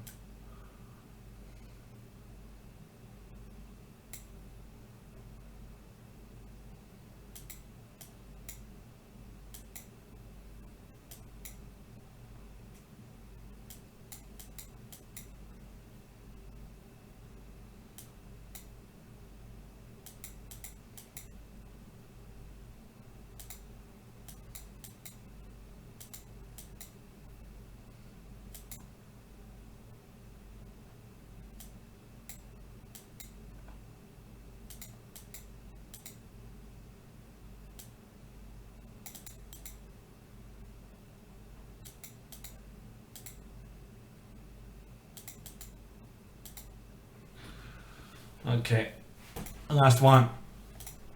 I lost deservedly there, unlike all the other times.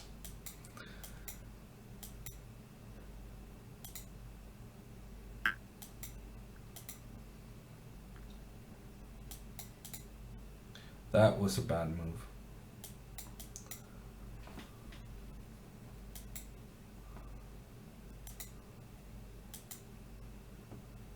By him, actually. For once, not from me.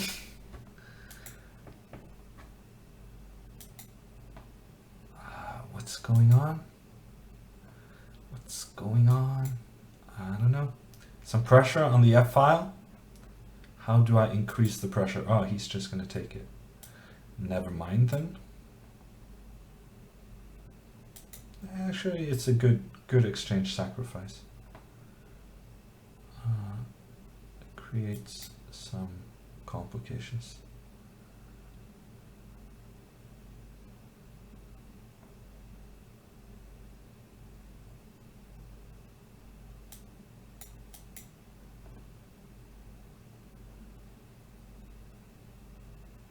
I'm better, but not a lot.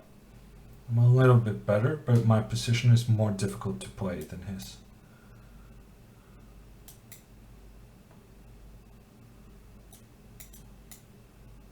Blunder. He didn't see it.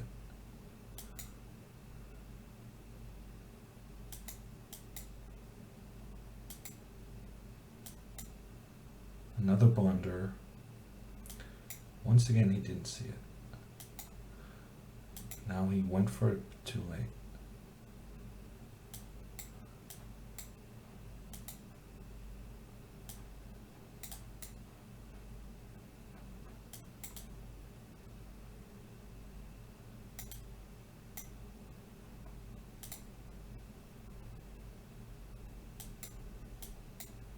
No! No! Are you kidding me? I was completely winning on board on time. I expected him to play f takes e6, and then I was gonna go queen e4, but instead he played queen e6, queen e4, and he managed to checkmate me within 5 moves, with just seconds left on the clock. Oh, what a way to end today. That is... wow. That hurts. That hurts. Could I get adopted? Yeah, no, definitely. But I'm not gonna get adopted today. Because I'm done for the day. Thank you. Another episode of Yoon Gets Swindled. Yeah, no. I feel like that every time I play. I have a good position and then I do something silly and end up losing the game. Thanks everyone for watching. My next stream is going to be tomorrow at 8:30 p.m. European time. That is 2:30 p.m. Eastern. And it's going to be the Arena Kings tournament at chess.com. So do tune back in for that. Tilted Tuesday. That's actually the funniest, or at the very least top 3 funniest this week from Perpetual Stalemate. Get in there with the Fortnite reference. Thank you everyone for watching, and good night.